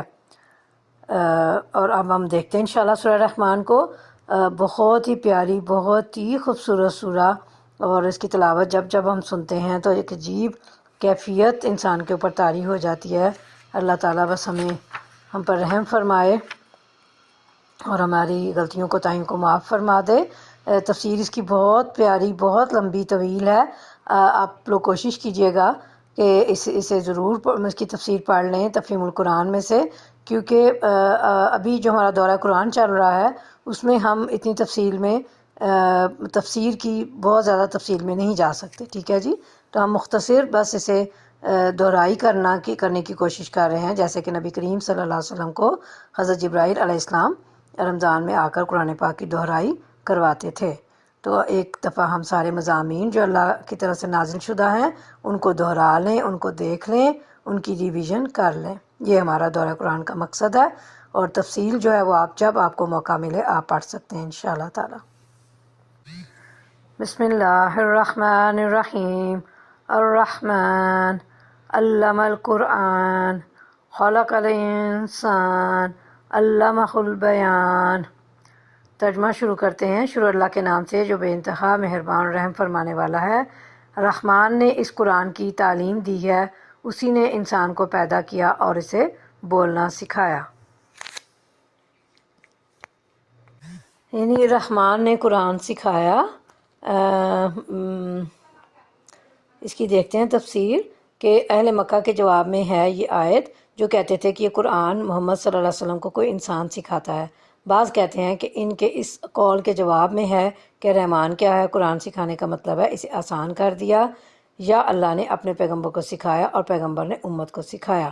اس سورہ میں اللہ نے اپنی بہت سی نعمتیں گنوائی ہیں، چونکہ تعلیم میں قرآن ان میں قدر و منزلت اور اہمیت و افادیت کے لحاظ سے سب سے نمایاں ہے، اس لیے پہلے اسی نعمت کا ذکر فرمایا، یعنی قرآن پاک کا۔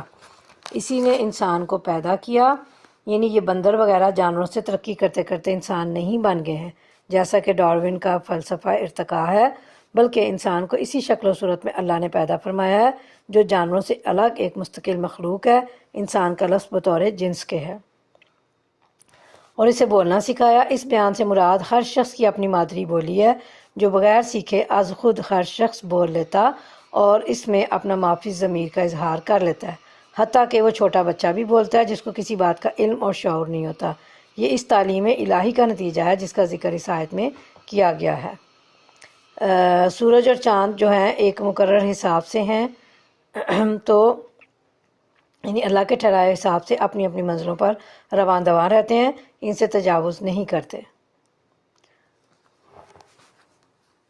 اور تارے اور درخت سب سجدہ ریز ہیں، آسمان کو اس نے بلند کیا اور میزان قائم کر دی۔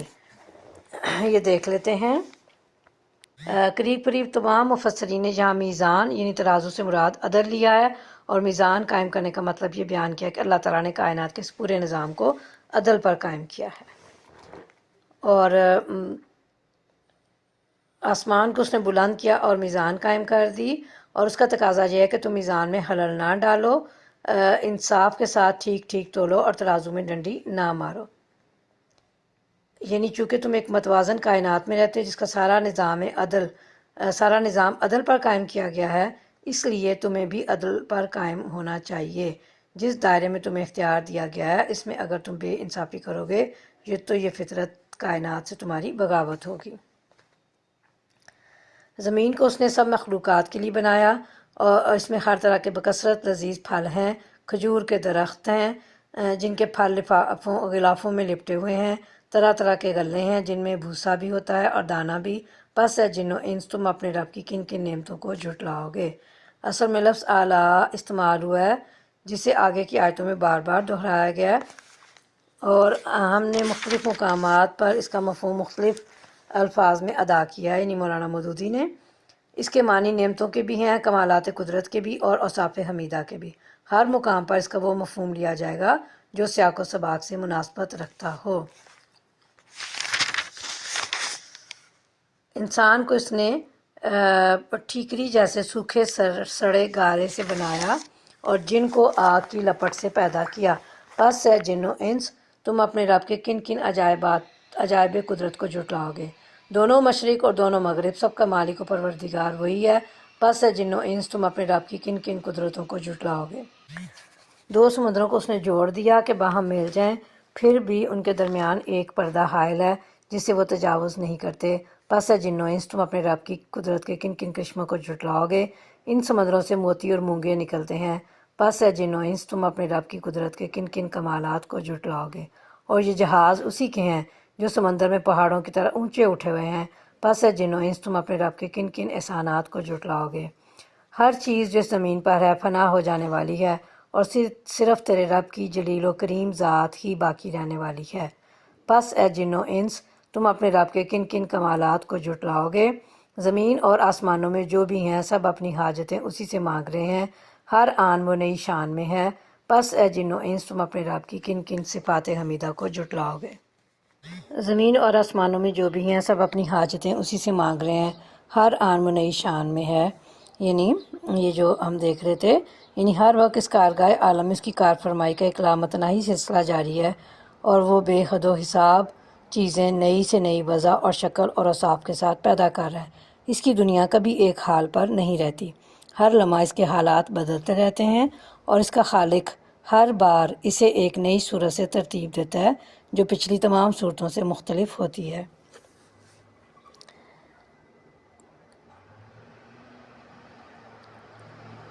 اے زمین کے بوجھو، ان قریب ہم تم سے باز پرس کرنے کے لیے فارغ ہوئے جاتے ہیں، پھر دیکھ لیں گے کہ تم اپنے رب کے کن کن احسانات کو جھٹلاتے ہو۔ اصل میں لفظ جو استعمال ہوا ہے وہ ثقلان استعمال ہوا ہے۔ ثقل اس بوجھ کو کہتے ہیں جو سواری پر لدا ہوا ہو۔ ثقلان کا لفظی ترجمہ ہوگا لدے ہوئے بوجھ۔ اس جگہ یہ لفظ جن و انس کے لیے استعمال کیا گیا کیونکہ یہ دونوں زمین پر لدے ہوئے ہیں، اور چونکہ خطاب ان جنوں اور انسانوں سے ہو رہا ہے جو اپنے رب کی اطاعت و بندگی سے منحرف ہیں، اس لیے ان کو اے زمین کے بوجھو کہہ کر خطاب فرمایا گیا ہے۔ گویا خالق اپنی مخلوق کے ان دونوں نالائق گروہوں سے فرما رہا ہے کہ اے وہ لوگو جو میری زمین پر بار یعنی بوجھ بنے ہوئے ہو، ان قریب میں تمہاری خبر لینے کے لیے فارغ ہوا جاتا ہوں۔ اے گروہ جن و انس، اگر تم زمین اور آسمانوں کی سرحدوں سے نکل کر بھاگ سکتے ہو تو بھاگ دیکھو، نہیں بھاگ سکتے اس کے لیے بڑا زور چاہیے۔ زمین اور آسمانوں سے مراد ہے کائنات یا الفاظ دیگر اللہ کی خدائی۔ آیت کا مطلب یہ ہے کہ اللہ کی گرفت سے بچ نکلنا تمہارے بس میں نہیں ہے۔ جس باز پرس کی تمہیں خبر دی جا رہی ہے اس کا وقت آنے پر تم خواہ کسی جگہ بھی ہوگے بہرحال پکڑ لائے جاؤ گے۔ اس سے بچنے کے لیے تمہیں اللہ کی خدائی سے بھاگ نکلنا ہوگا اور اس کا بل بوتا تم میں نہیں ہے۔ اگر ایسا گمنڈ تم اپنے دل میں رکھتے ہو تو اپنا زور لگا کر دیکھ لو۔ بھاگنے کی کوشش کرو گے تو تم پر آگ کا شعلہ اور دھواں چھوڑ دیا جائے گا جس کا تم مقابلہ نہ کر سکو گے۔ اے جن و انس، تم اپنے رب کی کن کن قدرتوں کا انکار کرو گے؟ پھر کیا بنے گی اس وقت جب آسمان پھٹے گا اور لال چمڑے کی طرح سرخ ہو جائے گا؟ اے جن و انس، اس وقت تم اپنے رب کی کن کن قدرتوں کو جھٹلاؤ گے؟ اس روز کسی انسان اور کسی جن سے اس کا گناہ پوچھنے کی ضرورت نہ ہوگی۔ پھر دیکھ لیا جائے گا کہ تم دونوں گروہ اپنے رب کے کن کن احسانات کا انکار کرتے ہو۔ مجرم وہاں اپنے چہروں سے پہچان لیے جائیں گے اور انہیں پیشانی کے بال اور پاؤں پکڑ پکڑ کر گھسیٹا جائے گا۔ اس وقت تم اپنے رب کی کن کن قدرتوں کو جھٹلاؤ گے؟ اس وقت کہا جائے گا کہ یہ وہی جہنم ہے جس کو مجرمین جھوٹ قرار دیا کرتے تھے۔ اسی جہنم اور کھولتے ہوئے پانی کے درمیان وہ گردش کرتے رہیں گے۔ پھر اپنے رب کی کن کن قدرتوں کو تم جھٹلاؤ گے؟ اور ہر اس شخص کے لیے جو اپنے رب کے حضور پیش ہونے کا خوف رکھتا ہو دو باغ ہیں۔ اپنے رب کے کن کن انعامات کو تم جھٹلاؤ گے؟ یعنی دنیا میں جس شخص نے بھی اللہ سے ڈرتے ہوئے زندگی بسر کی اور یہ سمجھتے ہوئے کام کیا کہ ایک روز مجھے اپنے رب کے سامنے کھڑا ہونا ہے اور اپنے اعمال کا حساب دینا ہے۔ اس کا ایک مطلب یہ ہے کہ دونوں باغوں کے پھلوں کی شان نرالی ہوگی۔ ایک باغ میں جائے گا تو ایک شان کے پھل اس کی ڈالیوں سے لدے ہوئے ہوں گے، دوسرے باغ میں جائے گا تو اس کے پھلوں کی شان کچھ اور ہی ہوگی۔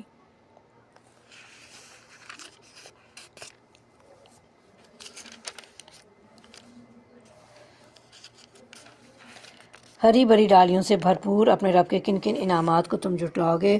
دونوں باغوں میں دو چشمے رواں، اپنے رب کے کن کن انعامات کو تم جھٹلاؤ گے؟ دونوں باغوں میں ہر پھل کی دو قسمیں، اور اپنے رب کے کن کن انعامات کو تم جھٹلاؤ گے؟ جنتی لوگ ایسے فرشوں پر تکیے لگا کے بیٹھیں گے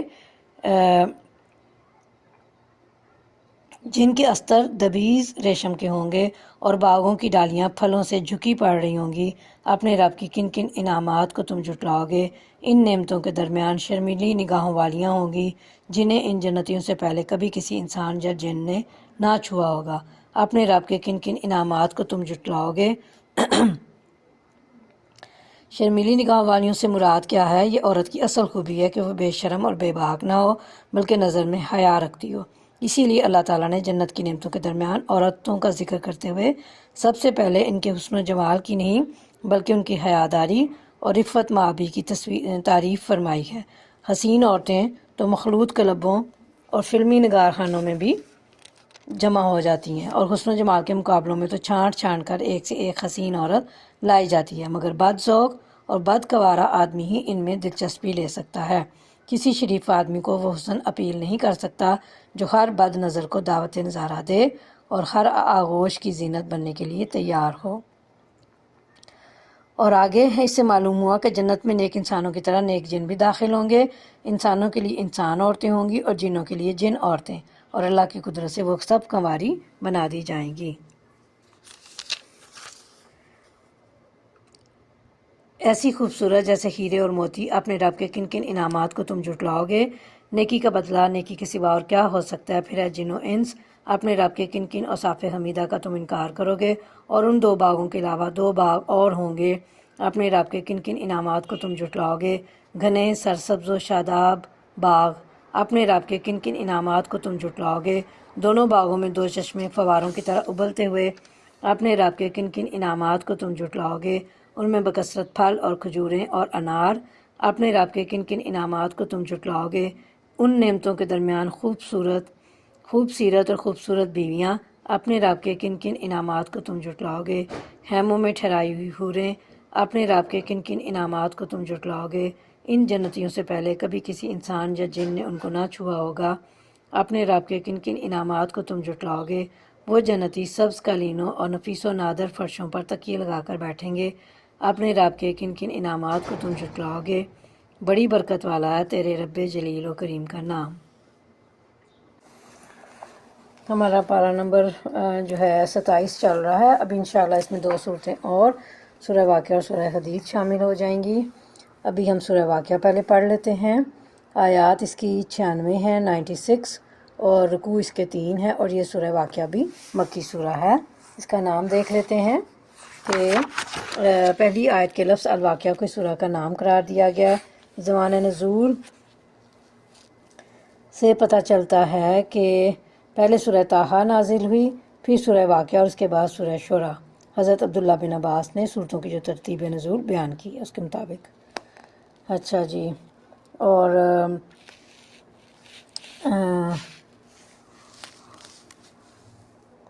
موضوع اور مضمون کے اعتبار سے دیکھتے ہیں کہ اس کا موضوع آخرت، توحید اور قرآن کے متعلق کفار مکہ کے شبہات کی تردید ہے۔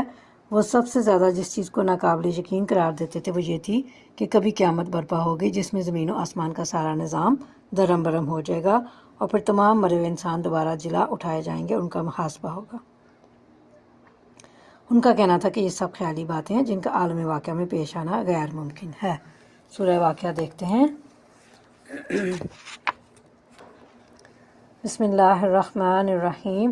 اذا وقعت الواقعہ لیس لوقعتها کاذبہ خافضۃ رافعہ اذا رجت الارض رجا وبست الجبال بسا فکانت هباء منبثا وکنتم ازواجا ثلاثا۔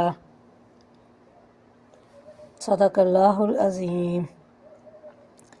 جب وہ ترجمہ دیکھتے ہیں، شروع اللہ کے نام سے جو نہایت مہربان اور رحم فرمانے والا ہے۔ جب وہ ہونے والا واقعہ پیش آ جائے گا تو کوئی اس کے وقوع کو جھٹلانے والا نہ ہوگا۔ وہ تہ و بالا کر دینے والی آفت ہوگی۔ زمین اس وقت یک بارگی ہلا ڈالی جائے گی اور پہاڑ اس طرح ریزہ ریزہ کر دیے جائیں گے کہ پراگندہ غبار بن کر رہ جائیں گے۔ تم لوگ اس وقت 3 گروہوں میں تقسیم ہو جاؤ گے۔ یعنی وہ کوئی مقامی زلزلہ نہ ہوگا بلکہ پوری زمین بیک وقت ہلا ڈالی جائے گی اور پہاڑ اس طرح ریزہ ریزہ کر دیے جائیں گے کہ پراگندہ غبار بن کر رہ جائیں گے۔ تم لوگ اس وقت 3 گروہوں میں تقسیم ہو جاؤ گے، دائیں بازو والے، سو دائیں بازو والوں کی خوش نصیبی کا کیا کہنا، اور بائیں بازو والے تو بائیں بازو والوں کی بد نصیبی کا کیا ٹھکانا، اور آگے والے تو پھر آگے والے ہی ہیں، وہی تو مقرب لوگ ہیں، نعمت بری جنتوں میں رہیں گے، اگلوں میں سے بہت ہوں گے اور پچھلوں میں سے کم، مرصع تختوں پر تکیے لگائے آمنے سامنے بیٹھیں گے، ان کی مجلسوں میں ابدی لڑکے شراب چشمہ جاری سے لبریز پیالے اور کنٹر اور ساغر لیے دوڑتے پھر رہے ہوں گے، جسے پی کر نہ ان کا سر چکرائے گا نہ ان کی عقل میں فطور آئے گا۔ ان سے مراد ہیں ایسے لڑکے جو ہمیشہ لڑکے ہی رہیں گے، ان کی عمر ہمیشہ ایک ہی حالت پر ٹھہری رہے گی۔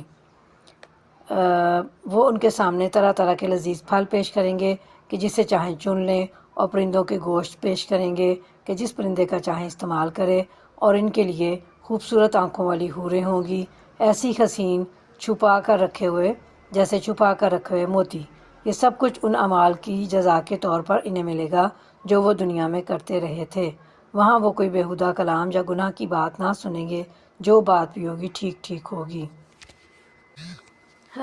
دنیا کی شراب کے نتیجے میں نشہ بھی ہوتا ہے اور عقل میں فطور بھی آتا ہے اور مدہوشی بھی ہوتی ہے، لیکن آخرت کی شراب میں سرور اور لذت تو یقیناً ہوگی، لیکن یہ خرابیاں نہیں ہوں گی۔ اور معین چشمہ جاری جو خشک نہ ہو، مکنون جسے چھپا کر رکھا گیا ہو، اس کو کسی کے ہاتھ نہ لگے ہوں، نہ گرد و غبار سے پہنچا ہو، ایسی چیز بالکل صاف ستھری اور اصلی حالت میں رہتی ہے۔ اور پھر آگے جو اللہ فرما رہے ہیں کہ وہاں کوئی وہ بیہودہ بات نہیں سنیں گے، تو ان دنیا میں تو باہم لڑائی جھگڑے ہی ہوتے ہیں، حتیٰ کہ بہن بھائی بھی اس سے محفوظ نہیں۔ اس سے اختلاف اور نزاع سے دلوں میں کدورتیں اور بغض و عناد پیدا ہوتا ہے۔ جو ایک دوسرے کے خلاف بد زبانی، سب و شتم یعنی برا بلا کہنے، غیبت اور چغل خوری وغیرہ پر انسان کو آمادہ کرتا ہے۔ جنت ان تمام اخلاقی گندگیوں اور بےہودگیوں سے نہ صرف پاک ہوگی بلکہ وہاں سلام ہی سلام کی آوازیں سننے میں آئیں گی، فرشتوں کی طرف سے بھی اور آپس میں اہل جنت کی طرف سے بھی۔ اور دائیں بازو والوں کی خوش نصیبی کا کیا کہنا، وہ بے خار بیریوں اور تہ بر تہ چڑھے ہوئے کیلوں اور دور تک پھیلی ہوئی چھاؤں اور ہر دم رواں پانی اور کبھی ختم نہ ہونے والے اور بے ٹوک ملنے والے بکثرت پھلوں اور اونچی نشست گاہوں میں ہوں گے، یعنی بیریاں، ایسی بیریاں جن کے درختوں میں کانٹے نہ ہوں گے۔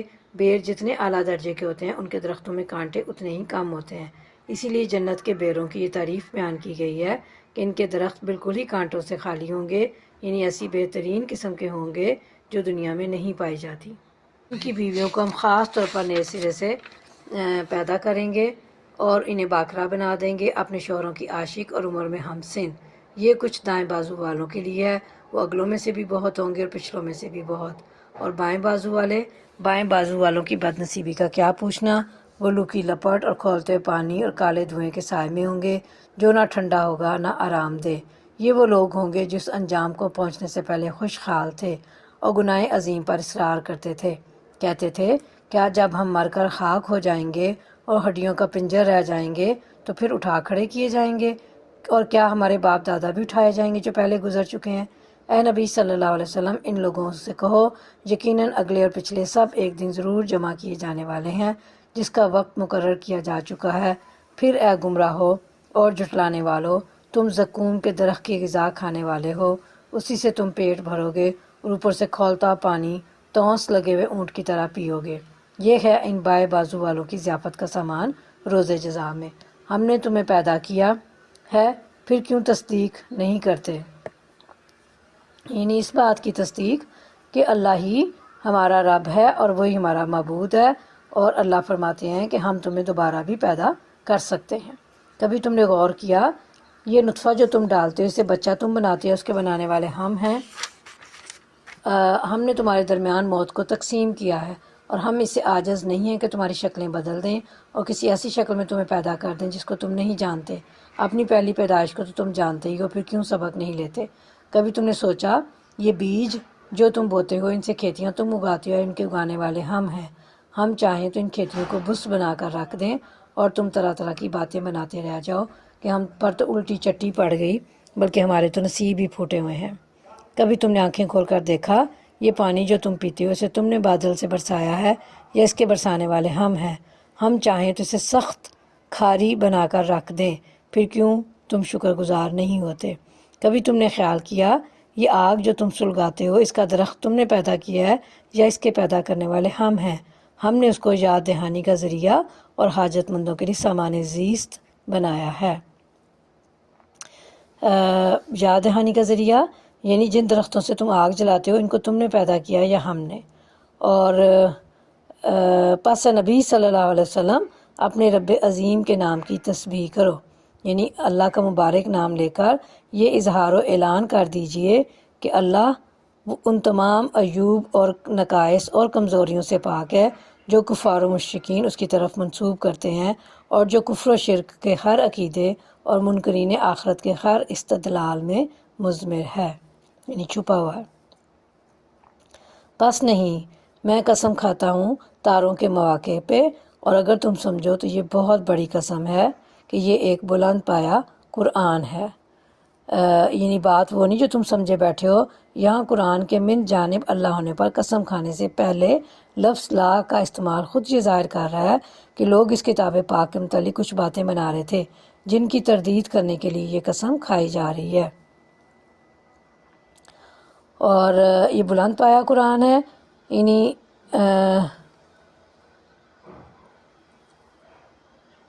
تاروں اور سیاروں کے مواقع سے مراد ان کے مقامات جو ہیں وہ ان کی منزلیں اور ان کے مدار ہیں، اور قرآن کے بلند پایا کتاب ہونے پر ان کی قسم کھانے کا مطلب یہ ہے کہ عالم بالا میں اجرام فلکی کا نظام جیسا محکم اور مضبوط ہے ویسا ہی مضبوط اور محکم یہ کلام پاک بھی ہے، یعنی قرآن پاک۔ جس اللہ نے وہ نظام بنایا ہے اسی اللہ نے یہ کلام بھی نازل کیا ہے۔ ایک محفوظ کتاب میں ثبت جسے متاخرین کے سوا کوئی چھو نہیں سکتا۔ اس کا مطلب یہ ہے کہ قرآن پاک کو فرشتے ہی چھوتے ہیں، یعنی آسمانوں پر فرشتوں کے علاوہ کسی کی بھی رسائی اس قرآن تک نہیں ہوتی۔ مطلب مشرکین کے اس سوچوں کی اور ان کے خیالات کی تردید ہے، یعنی اللہ تعالیٰ رد فرما رہے ہیں جو کہتے تھے کہ قرآن شیاطین لے کر اترتے ہیں۔ اللہ نے فرمایا یہ کیوں کر ممکن ہے، یہ قرآن تو شیطانی اثرات سے بالکل محفوظ ہے، یہ رب العالمین کا نازل کردہ ہے۔ پھر کیا اس کلام کے ساتھ تم بے اعتنائی برتتے ہو اور اس نعمت میں اپنا حصہ تم نے یہ رکھا ہے کہ اسے جھٹلاتے ہو؟ اب اگر تم کسی کے محکوم نہیں ہو اور اپنے اس خیال میں سچے ہو تو جب مرنے والے کی جان خلق تک پہنچ چکی ہوتی ہے اور تم آنکھوں دیکھ رہے ہوتے ہو کہ وہ مر رہا ہے، اس وقت اس کی نکلتی جان کو واپس کیوں نہیں لے آتے؟ یعنی روح نکلتے ہوئے دیکھتے ہو لیکن اسے ٹال سکنے کی یا اسے کوئی فائدہ پہنچانے کی قدرت نہیں رکھتے، اور مرنے والے کے ہم تم سے بھی زیادہ قریب ہوتے ہیں اپنے علم، اپنی قدرت اور اپنی رویت کے اعتبار سے، یا ہم سے مراد اللہ کے کرندے یعنی موت کے فرشتے ہیں جو اس کی روح قبض کرتے ہیں۔ اس وقت تمہاری بنسبت ہم اس کے زیادہ قریب ہوتے ہیں مگر تم کو نظر نہیں آتے۔ پھر وہ مرنے والا اگر مقربین میں سے ہو تو اس کے لیے راحت اور عمدہ رزق اور نعمت بری جنت ہے، اور اگر وہ اصحاب یمین میں سے ہو تو اس کا استقبال یوں ہوتا ہے کہ سلام ہے تجھے، تو اصحاب الیمین میں سے ہے، اور اگر وہ جھٹلانے والے گمراہ لوگوں میں سے ہو تو اس کی تواضع کے لیے کھولتا ہوا پانی ہے اور جہنم میں جھونکا جانا۔ یہ سب کچھ قطعی حق ہے، پس اے نبی صلی اللہ علیہ وسلم اپنے رب عظیم کے نام کی تسبیح کرو۔ اسی ہدایت کے مطابق نبی صلی اللہ علیہ وسلم نے حکم دیا کہ رکوع میں سبحان ربی العظیم کہا جائے۔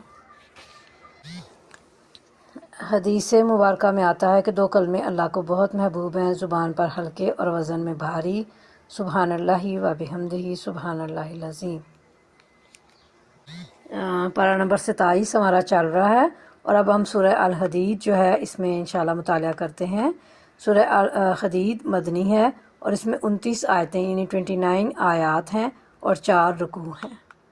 تو ہم ابھی شروع کرتے ہیں اس کو۔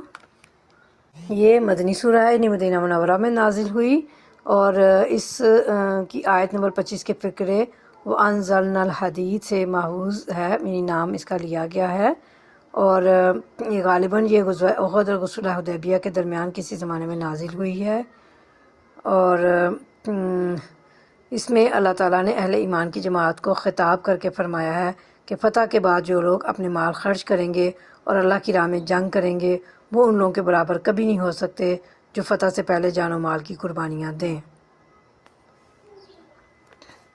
اور آخرت میں نور انہی اہل ایمان کو نصیب ہوگا جنہوں نے راہ خدا میں اپنا مال خرچ کیا ہو، رہے وہ منافق جو دنیا میں اپنے ہی مفاد کو دیکھتے رہے اور جنہیں اس بات کی کوئی پرواہ نہیں رہی کہ حق غالب ہوتا ہے یا باطل، وہ خواہ دنیا کی زندگی میں مومنوں کے ساتھ ملے جلے رہے ہوں مگر آخرت میں ان کو مومنوں سے الگ کر دیا جائے گا، نور سے وہ محروم ہوں گے اور ان کا حشر کافروں کے ساتھ ہوگا۔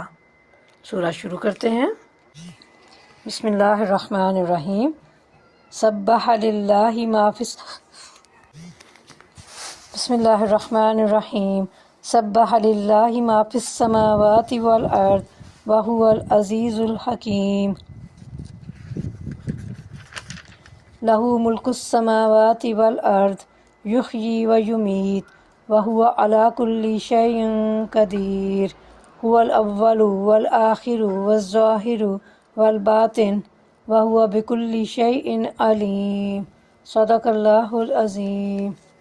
اللہ کے نام سے جو بے انتہا مہربان رحم فرمانے والا ہے۔ اللہ کی تسبیح کی ہے ہر اس چیز نے جو زمین اور آسمانوں میں ہے، اور وہی زبردست اور دانا ہے۔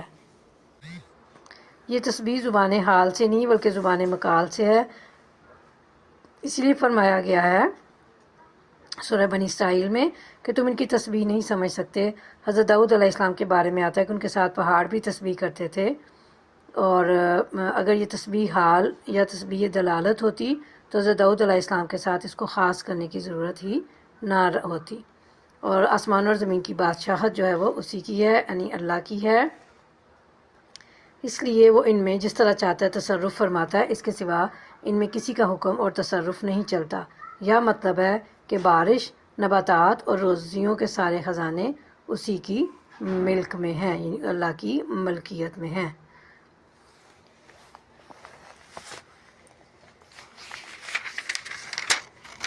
وہی زندگی بخشتا ہے اور موت دیتا ہے اور ہر چیز پر قدرت رکھتا ہے، وہی اول بھی ہے اور آخر بھی اور ظاہر بھی اور مخفی بھی، اور وہ ہر چیز کا علم رکھتا ہے۔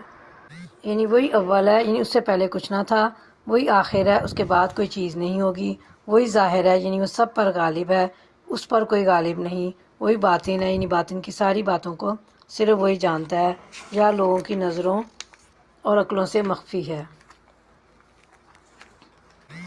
وہی ہے جس نے آسمانوں اور زمین کو 6 دنوں میں پیدا کیا اور پھر عرش پر جلوہ فرما ہوا، اس کے علم میں ہے جو کچھ زمین میں جاتا ہے اور جو کچھ اس سے نکلتا ہے اور جو کچھ آسمان سے اترتا ہے اور جو کچھ اس میں چڑھتا ہے۔ وہ تمہارے ساتھ ہے جہاں بھی تم ہو، جو کام بھی تم کرتے ہو اسے وہ دیکھ رہا ہے۔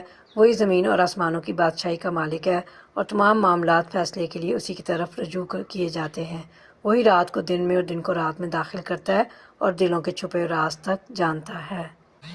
یعنی تمام چیزوں کا مالک وہی ہے، وہ جس طرح چاہتا ہے ان میں تصرف فرماتا ہے۔ اس کے حکم و تصرف سے کبھی رات لمبی دن چھوٹا، کبھی اس کے برعکس دن لمبا اور رات چھوٹی ہو جاتی ہے، اور کبھی دونوں برابر۔ اسی طرح کبھی سردی، کبھی گرمی، کبھی بہار اور کبھی خزاں، موسموں کا تغیر و تبدل بھی اسی کے حکم و مشیت سے ہوتا ہے۔ ایمان لاؤ اللہ اور اس کے رسول صلی اللہ علیہ وسلم پر اور خرچ کرو ان چیزوں میں سے جن پر اس نے تم کو خلیفہ بنایا ہے۔ ایمان لانے سے مراد محض زبانی اقرار اسلام نہیں بلکہ سچے دل سے ایمان لانا ہے۔ جو لوگ تم میں سے ایمان لائیں گے اور مال خرچ کریں گے ان کے لیے بڑا اجر ہے۔ تمہیں کیا ہو گیا ہے کہ تم اللہ پر ایمان نہیں لاتے، حالانکہ رسول صلی اللہ علیہ وسلم تمہیں اپنے رب پر ایمان لانے کی دعوت دے رہا ہے اور وہ تم سے عہد لے چکا ہے اگر تم واقعی ماننے والے ہو۔ یعنی یہ مال اس سے پہلے السلام علیکم یہ مال اس سے پہلے کسی دوسرے کے پاس تھا۔ اس میں اس بات کی طرف اشارہ ہے کہ تمہارے پاس بھی یہ مال نہیں رہے گا، دوسرے اس کے وارث بنیں گے۔ اگر تم نے اسے اللہ کی راہ میں خرچ نہ کیا تو بعد میں اس کے وارث بننے والے اسے اللہ کی راہ میں خرچ کر کے تم سے زیادہ سعادت حاصل کر سکتے ہیں، اور اگر وہ اسے نافرمانی میں خرچ کریں گے تو تم بھی معاونت کے جرم میں ماخوذ ہو سکتے ہو۔ حدیث میں آتا ہے کہ انسان کہتا ہے میرا مال، حالانکہ تیرا مال ایک تو وہ ہے جو تو نے کھا پی کر فنا کر دیا، دوسرا وہ ہے جسے پہن کر بوسیدہ کر دیا، اور تیسرا وہ ہے جو اللہ کی راہ میں خرچ کر کے آخرت کے لیے ذخیرہ کر لیا۔ اس کے علاوہ جو کچھ ہے وہ سب دوسروں کے حصے میں آئے گا۔ واش کر دی ہے؟ واہ ویری نائس۔ کہاں سے لی ہے؟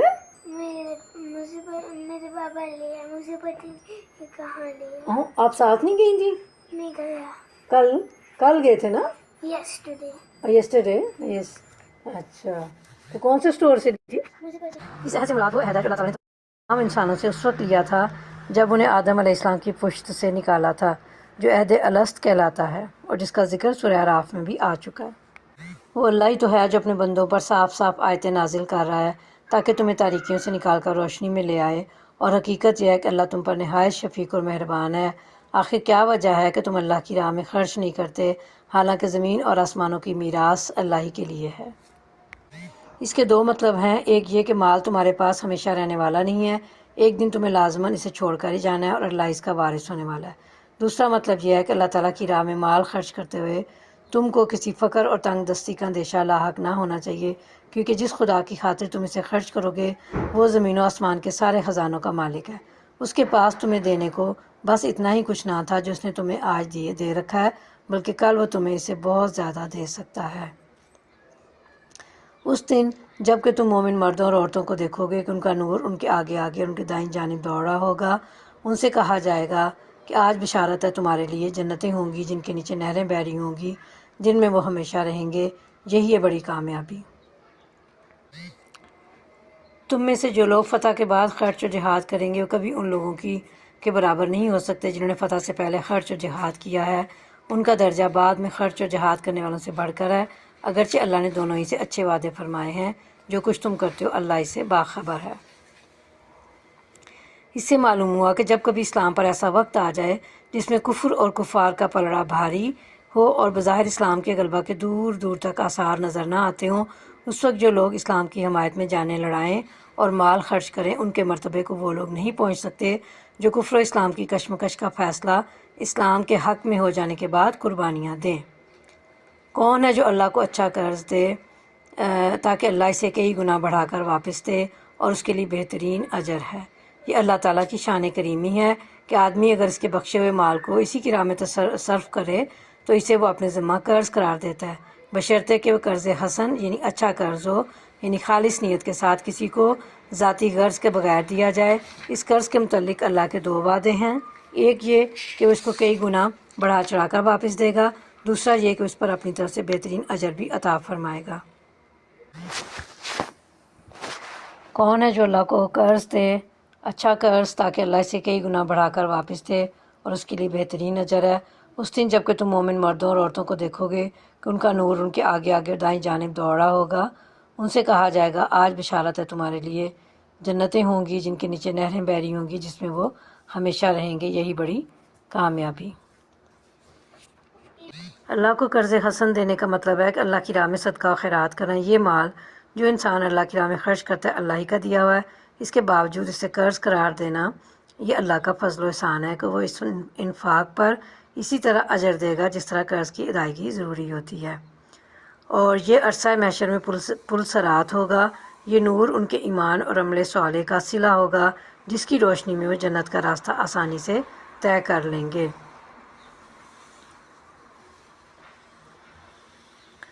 اور امام ابن کثیر اور امام ابن جریر وغیرہ نے اس کا مفہوم یہ بیان کیا ہے کہ ان کے دائیں ہاتھوں میں ان کے اعمال نامے ہوں گے۔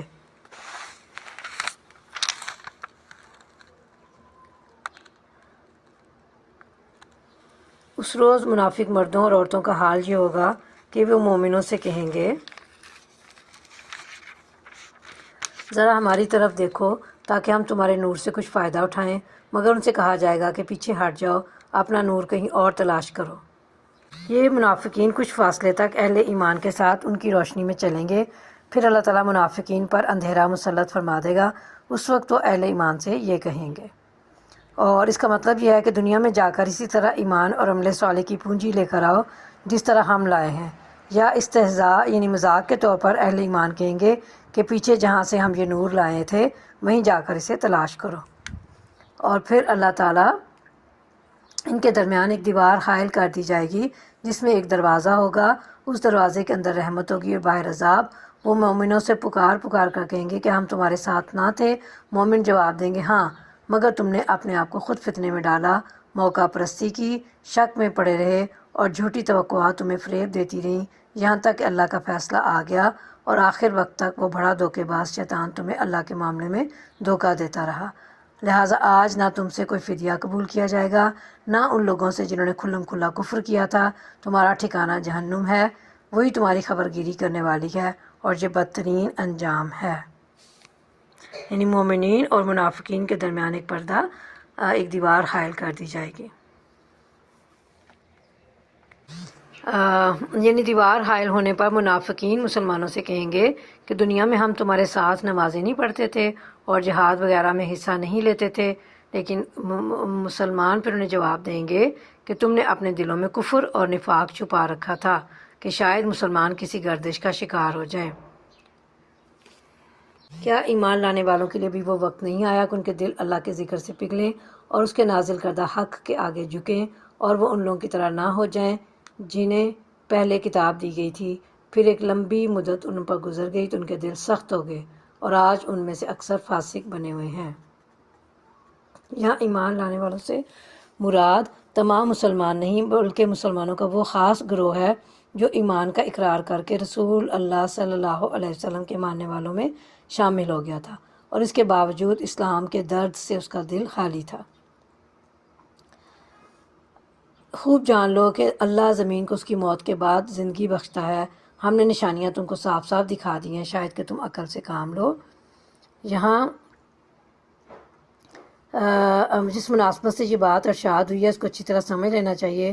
قرآن پاک میں بہت سے مقامات پر نبوت اور کتاب کے نزول کو بارش کی برکات سے تشبیہ دی گئی ہے، کیونکہ انسانیت پر اس کے وہی اثرات مرتب ہوتے ہیں جو زمین پر بارش کے ہوا کرتے ہیں۔ جس زمین میں کچھ بھی رویدگی کی صلاحیت ہوتی ہے وہ لہلہا اٹھتی ہے، البتہ بنجر زمین جیسی تھی ویسی بنجر پڑی رہتی ہے۔ مردوں اور عورتوں میں سے جو لوگ صدقات دینے والے ہیں اور جنہوں نے اللہ کو قرض حسن دیا ہے ان کو یقیناً کئی گنا بڑھا کر دیا جائے گا اور ان کے لیے بہترین اجر ہے، اور جو لوگ اللہ اور اس کے رسولوں پر ایمان لائے ہیں وہی اپنے رب کے نزدیک صدیق اور شہید ہیں، ان کے لیے ان کا اجر ان کا نور ہے، اور جن لوگوں نے کفر کیا ہے اور ہماری آیات کو جھٹلایا ہے وہ دوزخی ہیں۔ صدقہ اردو زبان میں تو بہت ہی برے معنوں میں بولا جاتا ہے، مگر اسلام کی اصطلاح میں یہ اس عطیے کو کہتے ہیں جو سچے دل اور خالص نیت کے ساتھ محض اللہ کی خوشنودی کے لیے دیا جائے اور جس میں کوئی ریاکاری نہ ہو، نہ کسی پر احسان جتایا جائے۔ اور صدیق سے مراد جو ہے صدق کا مبالغہ ہے، صادق یعنی سچا، اور صدیق نہایت سچا مراد ہے ایسا راست باز آدمی جس میں کوئی کھوٹ نہ ہو، جو کبھی حق اور راستی سے نہ ہٹا ہو، جس سے یہ توقع ہی نہ کی جا سکتی ہو کہ وہ کبھی اپنے ضمیر کے خلاف کوئی بات کہے گا، جس نے کسی بات کو مانا ہو تو پورے اخلاص کے ساتھ مانا ہو، اس کی وفاداری کا حق ادا کیا ہو اور اپنے عمل سے ثابت کر دیا ہو کہ وہ فی الواقع ویسا ہی ماننے والا ہے جیسا ایک ماننے والے کو ہونا چاہیے۔ اور شہید ہیں، شہید سے مراد یہاں وہ شخص ہے جو اپنے قول اور عمل سے حق کی شہادت دے۔ خوب جان رکھو کہ یہ دنیا کی زندگی اس کے سوا کچھ نہیں کہ ایک کھیل اور دل لگی اور ظاہری ٹپ ٹاپ، اور تمہارا آپس میں ایک دوسرے پر فخر جتانا اور مال و اولاد میں ایک دوسرے سے بڑھ جانے کی کوشش کرنا ہے۔ اس کی مثال ایسی ہے جیسے ایک بارش ہو گئی تو اس سے پیدا ہونے والی نباتات کو دیکھ کر کاشتکار خوش ہو گئے، پھر وہی کھیتی پک جاتی ہے اور تم دیکھتے ہو کہ وہ زرد ہو گئی، پھر وہ بس بن کر رہ جاتی ہے۔ اس کے برعکس آخرت وہ جگہ ہے جہاں سخت عذاب ہے اور اللہ کی مغفرت اور اس کی خوشنودی۔ دنیا کی زندگی ایک دھوکے کی ٹٹی کے سوا کچھ نہیں۔ دوڑو اور ایک دوسرے سے آگے بڑھنے کی کوشش کرو اپنے رب کی مغفرت اور اس جنت کی طرف جس کی وسعت زمین و آسمان جیسی ہے۔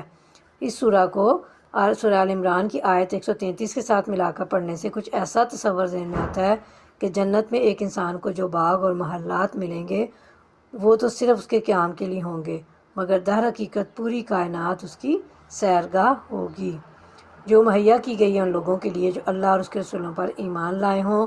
یہ اللہ کا فضل ہے، جسے چاہتا ہے عطا فرماتا ہے، اور اللہ بڑا فضل والا ہے۔ کوئی مصیبت ایسی نہیں ہے جو زمین میں یا تمہارے اپنے نفس پر نازل ہوتی ہو اور ہم نے اس کو پیدا کرنے سے پہلے کتاب یعنی نوشتہ تقدیر میں لکھنا رکھا ہو۔ ایسا کرنا اللہ کے لیے بہت آسان کام ہے۔ یہ سب کچھ اس لیے ہے تاکہ جو کچھ بھی نقصان تمہیں ہوا اس پر تم دل شکستہ نہ ہو، اور جو کچھ اللہ تمہیں عطا فرمائے اس پر پھول نہ جاؤ۔ اللہ ایسے لوگوں کو پسند نہیں کرتا جو اپنے آپ کو بڑی چیز سمجھتے ہیں اور فخر جتاتے ہیں، جو خود بخل کرتے ہیں اور دوسروں کو بخل کرنے پر اکساتے ہیں۔ اب اگر کوئی روگردانی کرتا ہے تو اللہ بے نیاز اور ستودہ صفات ہے۔ ہم نے اپنے رسولوں کو صاف صاف نشانیوں اور ہدایات کے ساتھ بھیجا اور ان کے ساتھ کتاب اور میزان نازل کی تاکہ لوگ انصاف پر قائم ہوں۔ اس فقرے سے مختصر سے فقرے میں انبیاء علیہم السلام کا مشن کا پورا لب لباب بیان کر دیا گیا ہے، یعنی ان کے مقاصد کیا تھے مشن کے۔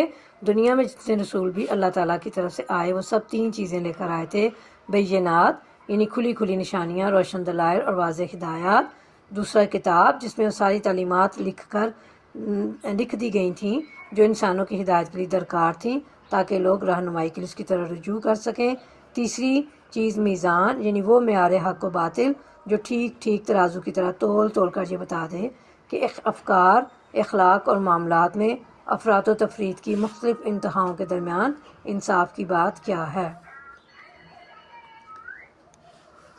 کوئی مصیبت ایسی نہیں ہے جو زمین میں یا تمہارے نفس پر نازل ہوتی ہو اور ہم نے اس کو پیدا کرنے سے پہلے کتاب یعنی نوشتہ تقدیر میں لکھنا رکھا ہو۔ ایسا کرنا اللہ کے لیے بہت آسان کام ہے۔ یہ سب کچھ اس لیے تاکہ جو بھی نقصان تمہیں ہوا اس پر تم دل شکستہ نہ ہو، اور جو کچھ اللہ تمہیں عطا فرمائے اس پر پھول نہ جاؤ۔ اور ہم نے لوہا اتارا جس میں بڑا زور ہے اور لوگوں کے لیے منافع ہیں۔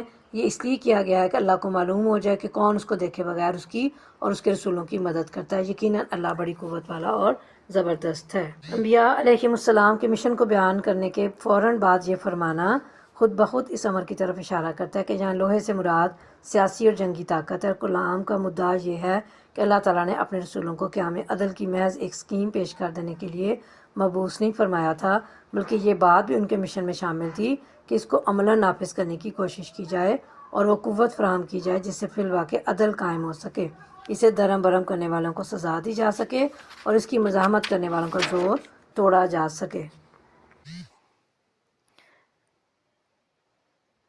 یہ اس لیے کیا گیا ہے کہ اللہ کو معلوم ہو جائے کہ کون اس کو دیکھے بغیر اس کی اور اس کے رسولوں کی مدد کرتا ہے۔ یقیناً اللہ بڑی قوت والا اور زبردست ہے۔ ہم نے نوح علیہ السلام اور ابراہیم علیہ السلام کو بھیجا اور ان دونوں کی نسل میں نبوت و کتاب رکھ دی، پھر ان کی اولاد میں سے کسی نے ہدایت کو اختیار کیا اور بہت سے فاسق ہو گئے۔ ان کے بعد ہم نے پے در پہ اپنے رسول بھیجے اور ان سب کے بعد عیسیٰ ابن مریم کو مبعوث کیا اور اس کو انجیل عطا کی، اور جن لوگوں نے اس کی پیروی اختیار کی ان کے دلوں میں ہم نے ترس اور رحم ڈال دیا، اور رہبانیت انہوں نے خود ایجاد کر لی، ہم نے اسے ان پر فرض نہیں کیا تھا۔ رہبانیت کے معنی ہے تارک الدنیا بن جانا، یعنی دنیا ترک کر دینا اور دنیاوی زندگی سے بھاگ کر جنگلوں اور پہاڑوں میں پناہ لینا، یا گوشہ ہائے عزلت میں جا بیٹھنا، یعنی ایسے گوشوں میں، ایسے کونوں میں جا کے تنہائی کی زندگی گزارنا کہ کسی سے دنیا اور دنیا کے معاملات سے کوئی تعلق نہ ہو۔ مگر اللہ کی خوشنودی کی طلب میں انہوں نے آپ ہی یہ بدعت نکالی اور پھر اس کی پابندی کرنے کا جو حق تھا اسے ادا نہ کیا۔ ان میں سے جو لوگ ایمان لائے ہوئے تھے ان کا اجر ہم نے ان کو عطا کیا، مگر ان میں سے اکثر لوگ فاسق ہیں۔ اے لوگو جو ایمان لائے ہو، اللہ سے ڈرو اور اس کے رسول محمد صلی اللہ علیہ وسلم پر ایمان لاؤ، اللہ تمہیں اپنی رحمت کا دوہرا حصہ عطا فرمائے گا اور تمہیں وہ نور بخشے گا جس کی روشنی میں تم چلو گے اور تمہارے قصور معاف کر دے گا۔ اللہ بڑا معاف کرنے والا اور مہربان ہے۔